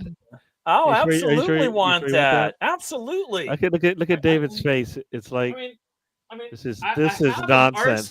That's what the face says to me. This is absolute garbage. That's what he's thinking. No, but you guys, I think he made a new account, Scooby. Yeah, I do too. Let's just ignore him. Hey, buddy, that's great. Yeah, okay. So, Gary, give us your Arsenal. You're playing Everton. Is it at Goodison or is it at the Emirates? I think it's a home match, if I recall. Yeah, I think it's home. Yeah, it's a home match. So no, it's the first one of the week. Well, yes. Oh, it's the early games. Yeah. So no, I think everybody's saying it's going to be tough, but we need to be better than that. I mean, I don't get it sometimes when we say it's going to be a tough. Every match is going to be tough. If you don't come to play, you will get beat, and we found that out the hard way multiple times. Have you played it? Do you feel that? I'm going to ask a similar question. Do you feel that Arsenal did not show up against Fulham? Yeah, they didn't. They need to do so. When you score the one goal, and we're better than one goal in most games. We should be able to score 2 goals in most games. I don't think there's a game out there that we can't score 2 goals in. So yeah, and that's kind of been that's when we get punished because our defense seems to always let in a goal. So Everton will take advantage of it as well, and they'll do the same thing that Fulham did if they get that early lead. That's why we need to put the pressure on and basically get the 2-goal lead, and then then we'll be in control. So now we're playing at home. We just had a really Good game against Monaco. We'll see how it goes. We should have Gabriel back, I believe. So if he's back, that's just going to add even more. Hopefully, the defense will be back solid, and Erdegaard has been getting better each game he's played. Mm-hmm. So it's it should be a comfortable game. That's what I'm saying. It should be a comfortable game. Arsenal. I would like to get a clean sheet, so I'm going to go 3-0 to the Arsenal. But yeah, that's what I think will happen there. So yeah. I don't really see Everton having that much of a chance. I do see a clean sheet, but you never know. If this was at Goodison, I'd have a little different opinion on it. But Arsenal is clicking on all cylinders, and this is a match that I believe it comes at the right time for Arsenal to get 3 points when I don't necessarily think Liverpool is going to get a full 3 points versus Fulham. I think Fulham is going to come in. I think they're playing very good football. It was almost as if the thrashing that Wolves gave them, which is very funny to say for me at this point for Wolves, but the thrashing that Fulham got from Wolves 3 games ago kind of woke them up a little bit. I think Fulham can give Liverpool a match, and I think that I think Liverpool Fulham is a draw. Yeah, I think I'm you not should sure block what. that. I don't know if it's a Desmond. Mr. Tom, he's just being really rude in the chat. Very rude. I think Liverpool win that. Liverpool win that and stay at the top. They're the team this year who are going to go on and win it. They've been superb. They are looking like the team. Arsenal, I go along with you, Gary. I think 3-0 on that one. Home game. If they're away, it may be different because obviously away this year they've struggled somewhat. If you look at the likes of Fulham and Chelsea. Yeah, whereas Chelsea, Inter Milan, Newcastle, I think Bournemouth as well, where they don't always score the goals, but hopefully those days are behind them and they can now firmly cement 3rd place behind and let Liverpool and Chelsea battle it out for the winners. Tom, thoughts? You didn't bite at all. Well no, I know because that's just like nonsense. I'm seeing Tom back there. You got whatever Mr. Tom's got. It sounds like it's contagious. Like he's like a soda pop that's on been this show. Shooking really hard. Absolute nonsense coming out of people's mouths these days. Let me tell you something, brother. Let me tell you something, brother. I've been to the top of the mountain and I've seen a lot of people like I'm a real American hero, and I think Everton's got what it takes to win, brother. Nah. 3-0 Arsenal. Yeah. Oh yeah. It'd be really funny if yeah. No, I right now on form Liverpool, unless we haven't seen anything yet that said, you know what, they're gonna get surprised right now. I mean, the Konate being out was the one thing I thought would come, would be put some stress on them, but the defense has still been somewhat solid, even on a bad day when they don't score much. They still create a chance. They'll win, don't they? So, yeah, they've been finding ways to win late. If you don't punish them, like I think whoever they lost to late recently, they're gonna have the chance to at least get the draw. Yeah. Worst case scenario, they're getting draws right now. So, and that's most of the time they're winning. But yeah, they're playing at home. Yeah. Fulham having a great season, though. They're having a fabulous good football. season. I mean, playing good football as well. The resurgence of Raul Jimenez, I'm not even mad at that. I'm not mad at that whatsoever. He needed a fresh start, and I'm glad he got it. And I'm glad that he's succeeding because I think every time he walked onto the pitch at Wolverhampton, at Molineux, he just was reminded of that day, that play, every single day of his remaining career there. And now he doesn't have to be as reminded of that moment. And he is absolutely succeeding. I'm so very, very happy for him. Emile Smith-Rowe, man, an absolute talent, but he was never going to get a starting role. With Arteta, and especially after they got Havertz, the writing was on the wall. But man, he's having a great season for Fulham as well. Newcastle and Leicester. That'd be a good game. I think this is going to be a good game. I absolutely have no idea what's going to happen. You got new manager bounce. You've got which Newcastle is going to show up, right? As long as they've got Isak, they've got a chance. But he might show up, and it won't matter because Leicester might get that bounce. The bounce might be still bouncing, come tomorrow. So Newcastle is known to just fail. Yeah, right. We've seen it. What not is only this that, but doing? the guy that Leicester got to replace Cooper, Ruud, who was like the interim manager for United, right? Yeah. I think he's gonna I think he wants to prove that Man United got it wrong. Yeah.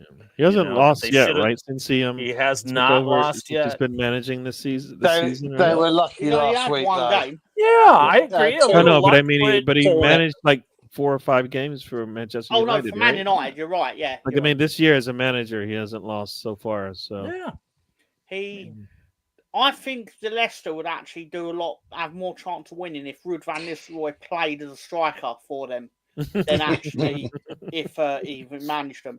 Because he wasn't bad, say what you will about him playing for Man United, he scored for 10, 11 games running. Don't get me wrong, I'm never going to say he's a better striker than Tony Yeboah because Tony Yeboah is a magician, and he's actually got nothing to do with this debate at all. But I just brought him up because he's Leeds and I'm a prick. But more importantly than anything is that I think Newcastle are actually going to just send this team back to the Championship where they rightfully belong, where they should rightfully be punished for all their transgressions while we're in the Championship, and they can go fuck themselves. Leicester aren't getting relegated, I'm afraid, this year. They won't get relegated. They're too good. There's other teams that are far worse than they are. Speaking of Ipswich, how do you think they could get on at Wolves? I think they're going to lose 2-1. Yeah. I wish I could be I can be as confident in that.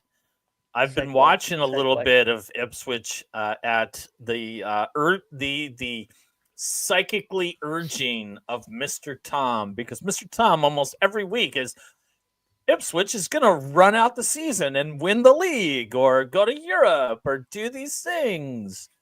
So I've been trying to watch a little Ipswich.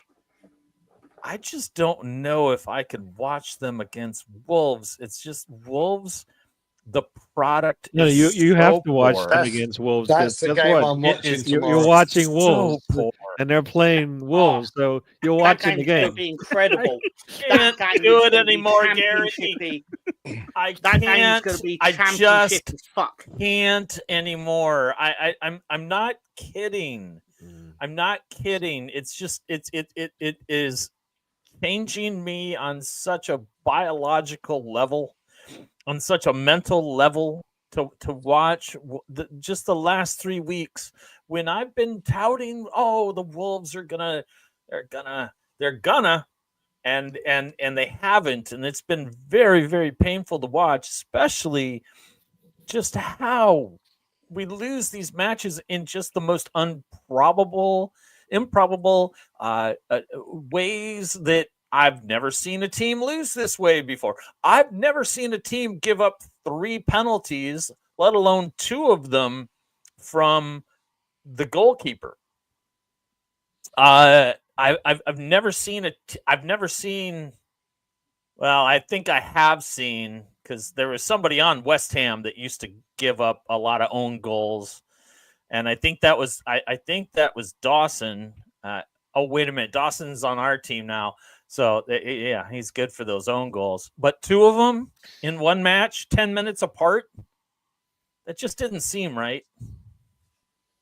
And then just no. See, I've already and And I'm doing this because we've got a little bit of Wolves chat, which is just amazing. But someone has Ipswich is going down. Should have, yeah, we should have, but we didn't. We didn't, and that's really what it comes down to, is that we didn't. I don't know if I'm going to watch this because I'm afraid, because what I have seen of Ipswich, they're not a bad squad. I do think they go down, but I think that they're like, they are who are the Hatters last year? Luton Town. Luton Town, to me, didn't deserve to go down, but they did. It's kind of how I feel about Ipswich this year.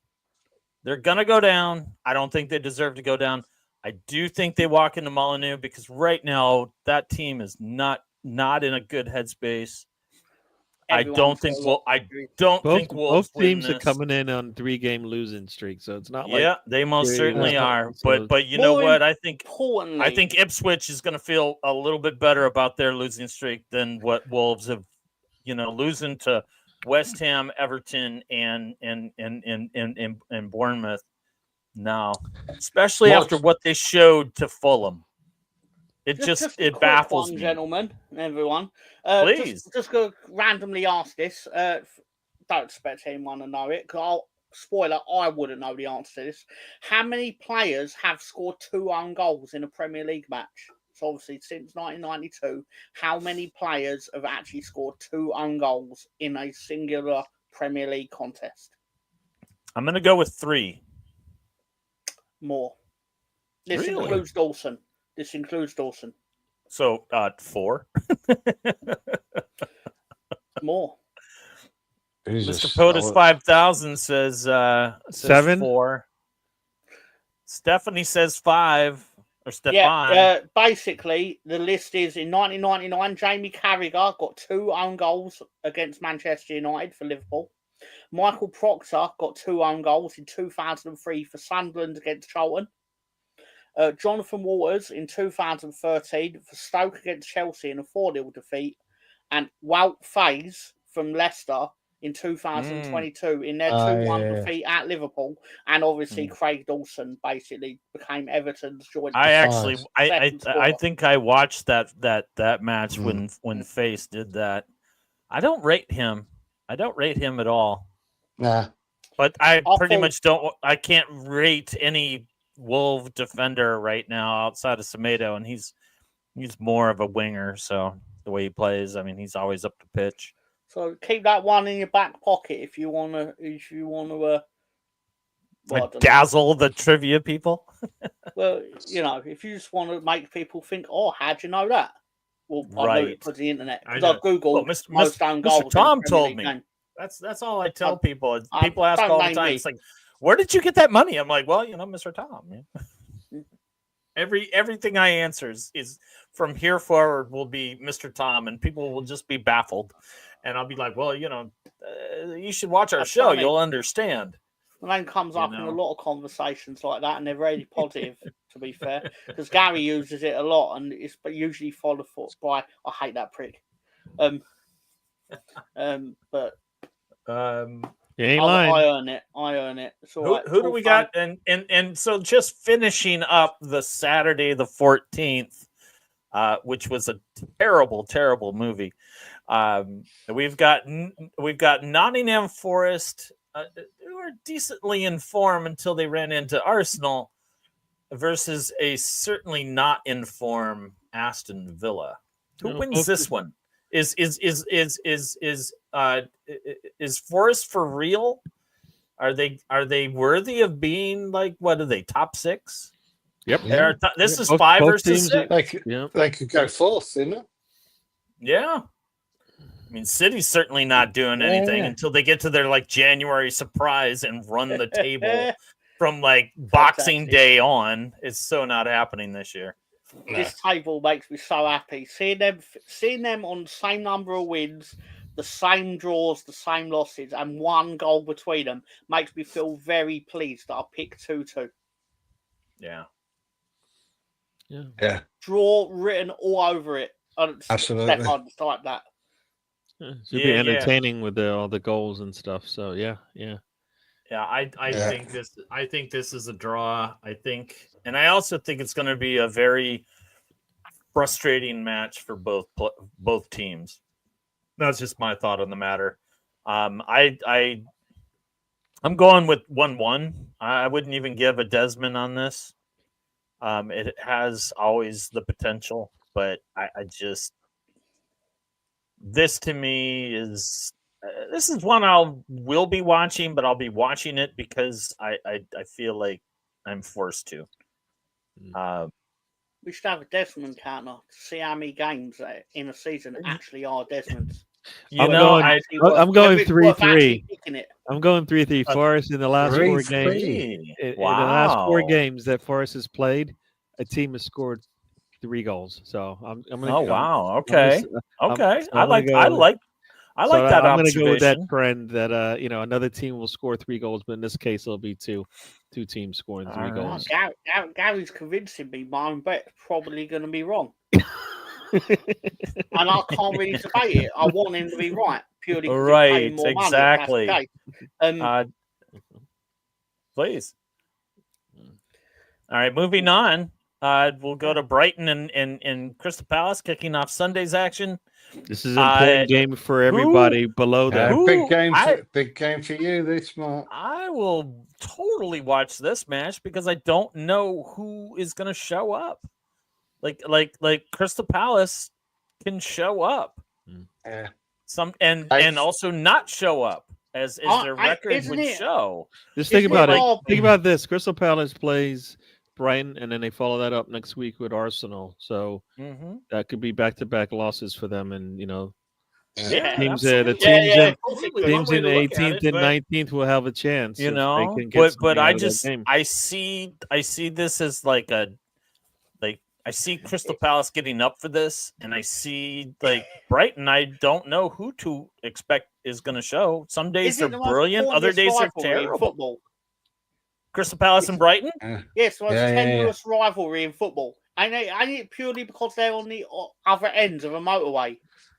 It's basically, it's the A23, or if you like, the Victoria to Brighton train route.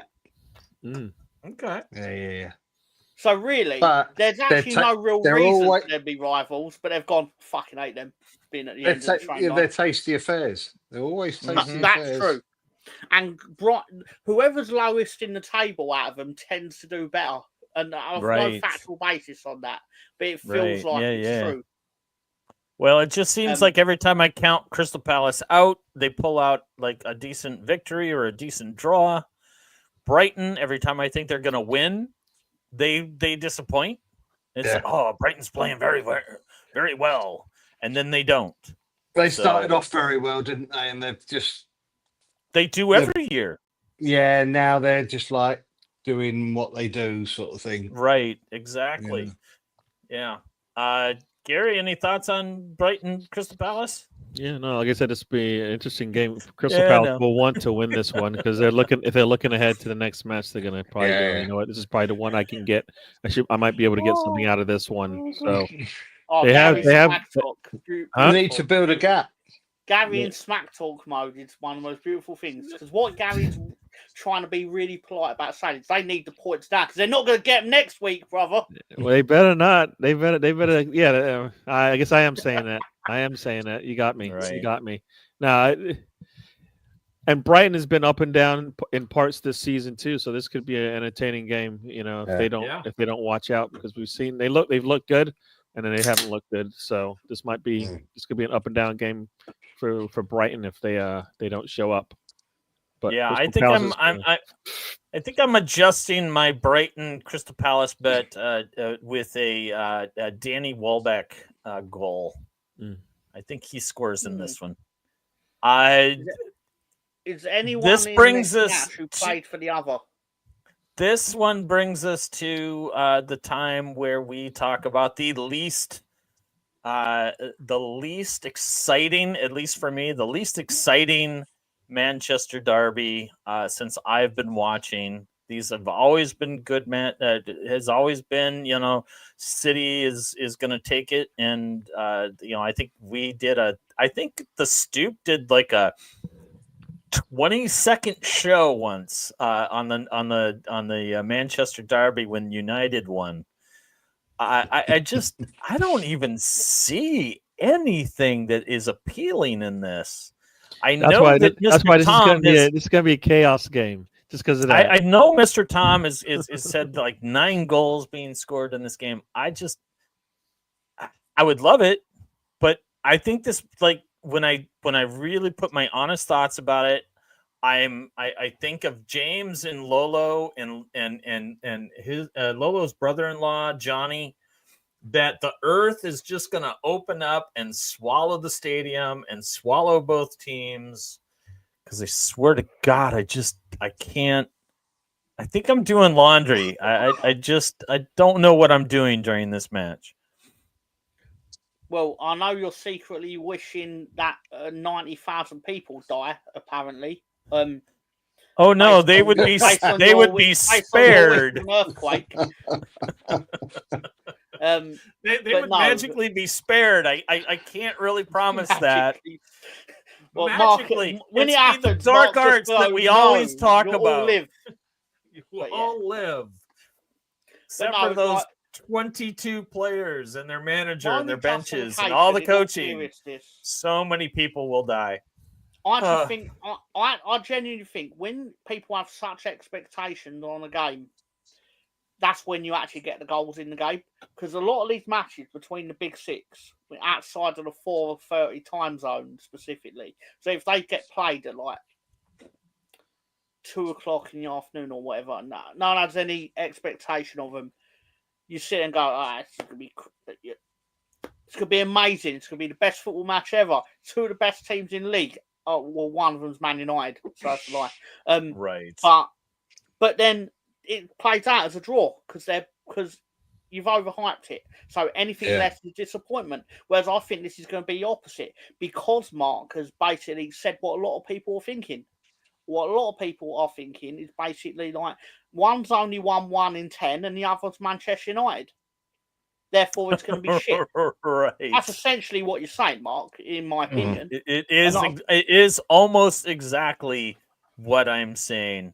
Anyone else want to chime in on this very dubious Manchester derby? I think the team from Manchester will lose. I'm making that bet right now. Yeah. Hey, City and United are playing. I bet that the team from Manchester wins.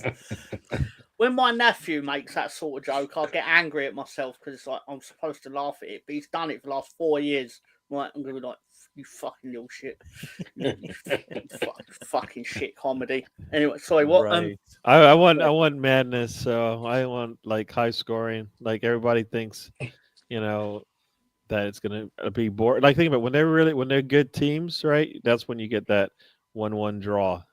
Well, both teams, right? City, not so good. This and Manchester United. I think madness 3-3. That's what I'm going with. Crazy. I was thinking 3-3, Gary, as well, but now I'm thinking 3-4. Interesting. Very interesting. All right. The moment that Najee has been waiting for. We have Chelsea and Brentford. Chelsea at home. Gotta say, Chelsea is putting out some really delicious football right now. You can hate them all you want, but facts are facts. And Chelsea is very, very entertaining to watch. Yeah. But another team that's very entertaining to watch is Brentford. Their front line can surprise anybody. So I do. And I think we might see a little trip up by Chelsea, but the key word in that statement is might. Well, because I'll say this. Brentford is going to have to play absolutely flawless to beat them at the Bridge. I don't think it happens, and I think this is a 2-0 Chelsea. Yeah, Chelsea's. I've been saying this all year, and I don't think I've been wrong. That Chelsea's defense still is not there. Yeah.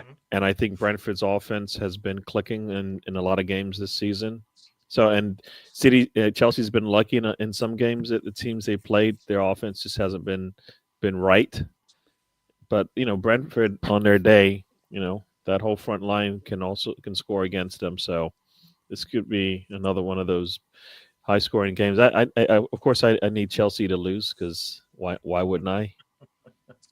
So 3-2 Brentford. I know it's away, Wow. so that would sound crazy. But Deborah the Zebra is going. That's what I want. 6-2 That's what I want. Results. I don't want Chelsea winning. So Chelsea. Wow, that's incredible. Yeah, I'm David? sorry, I've got to disappoint you, Gary. Yeah.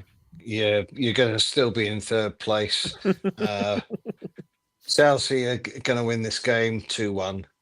Maybe going down a goal to begin with. I I agree. can see that because Brentford really loves to score quick and fast, don't they? Yeah. Like they have like 6-7 goals in the first 5 minutes or something. This season. Well, don't let them get happy with the scoring their goals, because then you can see some madness. That's the thing. Brentford have had their time. They've had their few years of winning at Chelsea. Brentford, they can win this. They can win this one. We'll let them win this one. Is that all right? No, but they've won most of them at Chelsea. No, this one. We'll just let them win this one. And I don't care about this one. It don't affect Leeds United. I don't care. But the fact of the matter is, it's time Chelsea are going to punish them for their sins. No, it's not. We don't want Chelsea winning, do we? I don't care which of them wins. You just said you cared. You just said you cared. Anyone. I don't care who wins, but if over Chelsea wins, I'll City. be all right with it. I don't care who it is. It's just let's just get someone new. Somebody new to win the Premier league. League. Oh, Chelsea winning league is new. Get the fuck out of here, sir. What are you talking about? Yeah. Even What are you talking Liverpool, about? come on. If you want somebody new, since Chelsea formed let in Brentford make that 2003, mad rush. they've won it a fair amount of times. Yeah. If we want somebody new, how about Forest? Yeah, let's go for them then, shall we? Yeah, That'd be exactly. a throwback to the 70s, wouldn't it? Yeah, a game I think nobody cares about on this panel.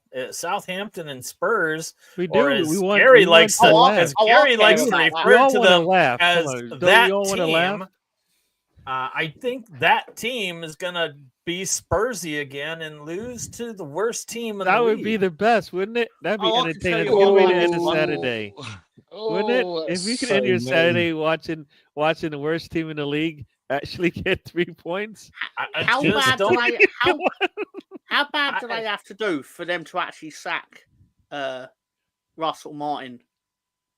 Like, how many more losses does he have to take where he has to sit there and listen to the indignity of the other manager do the, like, oh, they done really well kind of speech, but we won anyway kind of thing? Can they afford to pay him off? Probably See, not. that's it, you know. Well, how much is he on? Like, Do they keep him check my on bank for account. next year? Because if they go down, same I thing. don't think he makes it through this year, let alone can stay. Okay. You know, I think Russell Martin probably is gone by the winter break. Okay, so he becomes a championship manager somewhere else. Because that's exactly what he is in my mind. I think he's just so he can just keep his job. He'll be championship next caliber, year. Why would you know. need to even rehire? You got the guy already. Exactly. Exactly. That's what they did with Fark. Yeah, exactly. I can honestly maybe see he could get a job over in Germany at a top flight club there.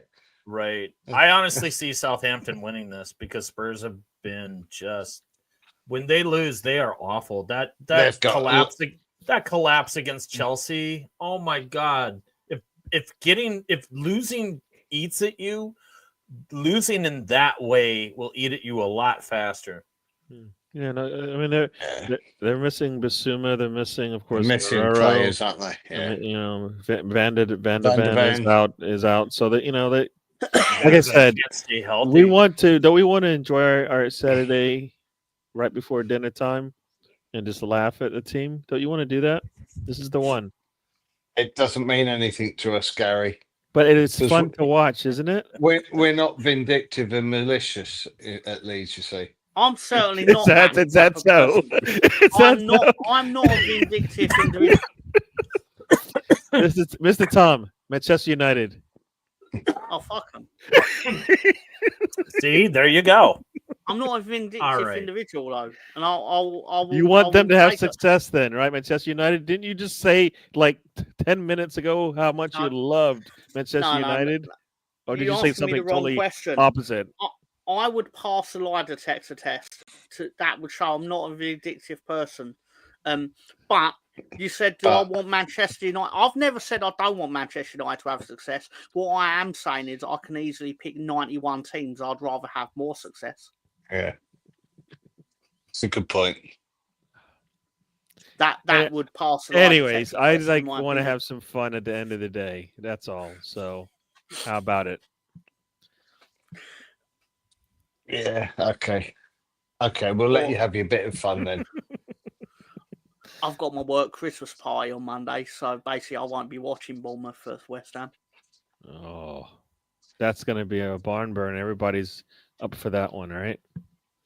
Is that the Monday game, is it? Yeah, they saw the fixture list at work and basically went, yep, we'll do it on that Monday.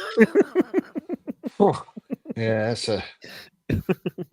So we actually selected to still show Wolverhampton Wanderers against West Ham rather than do the pie. That's a Bournemouth win, isn't it, that one?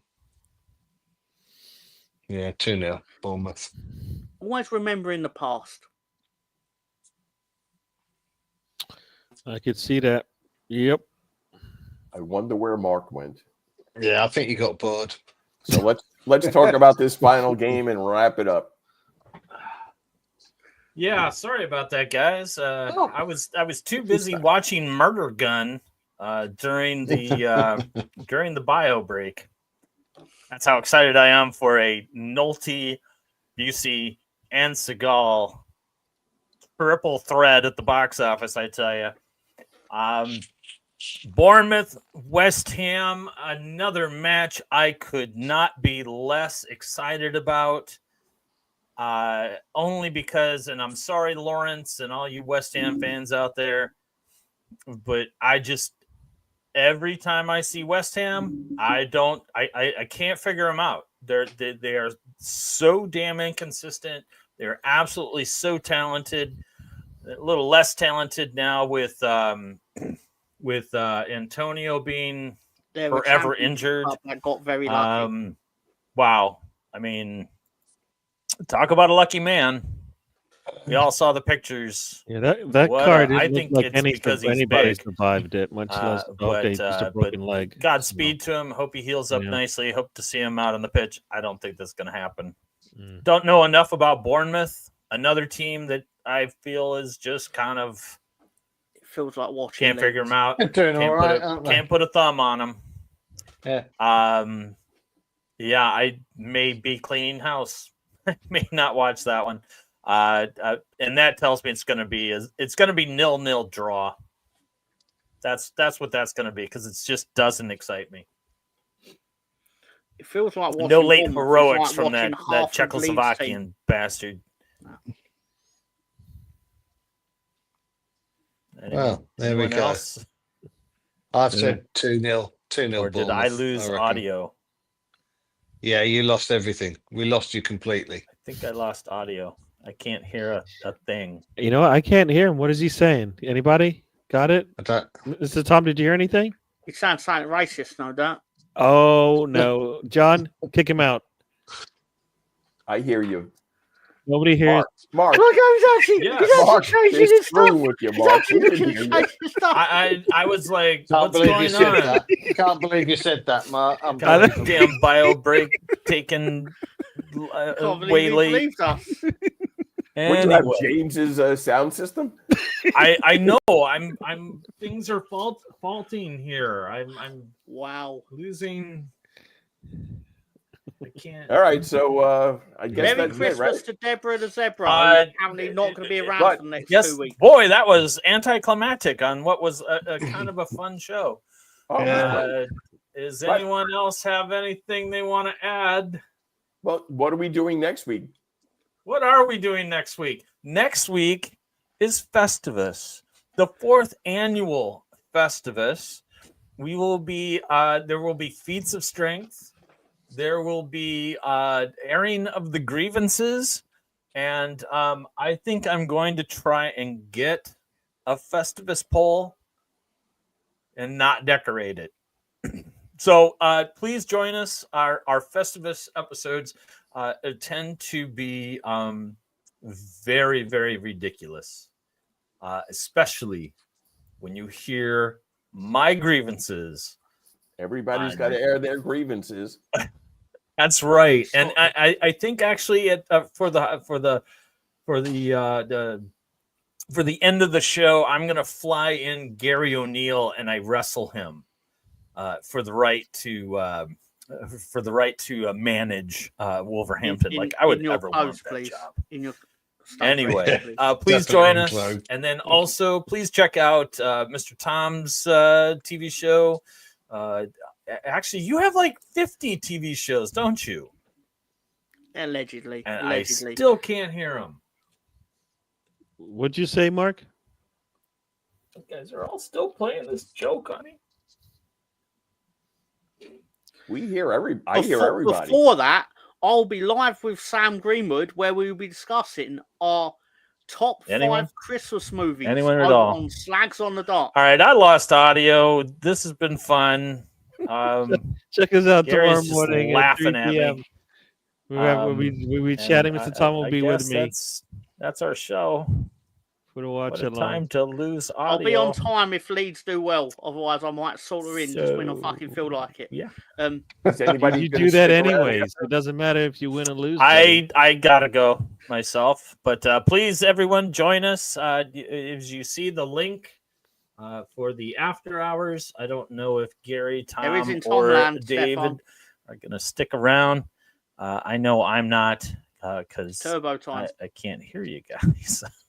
Bedtime. You're going to be. You owe me $1,000, Mark. That's all I'm going to say. I'm gonna be watching. Okay, $2,000. Murder Gun. If you want to keep that up. Anyway, guys, that's the show. Thank you, everyone. I love you all, and look forward to doing it again next week. See you guys. See ya. Have a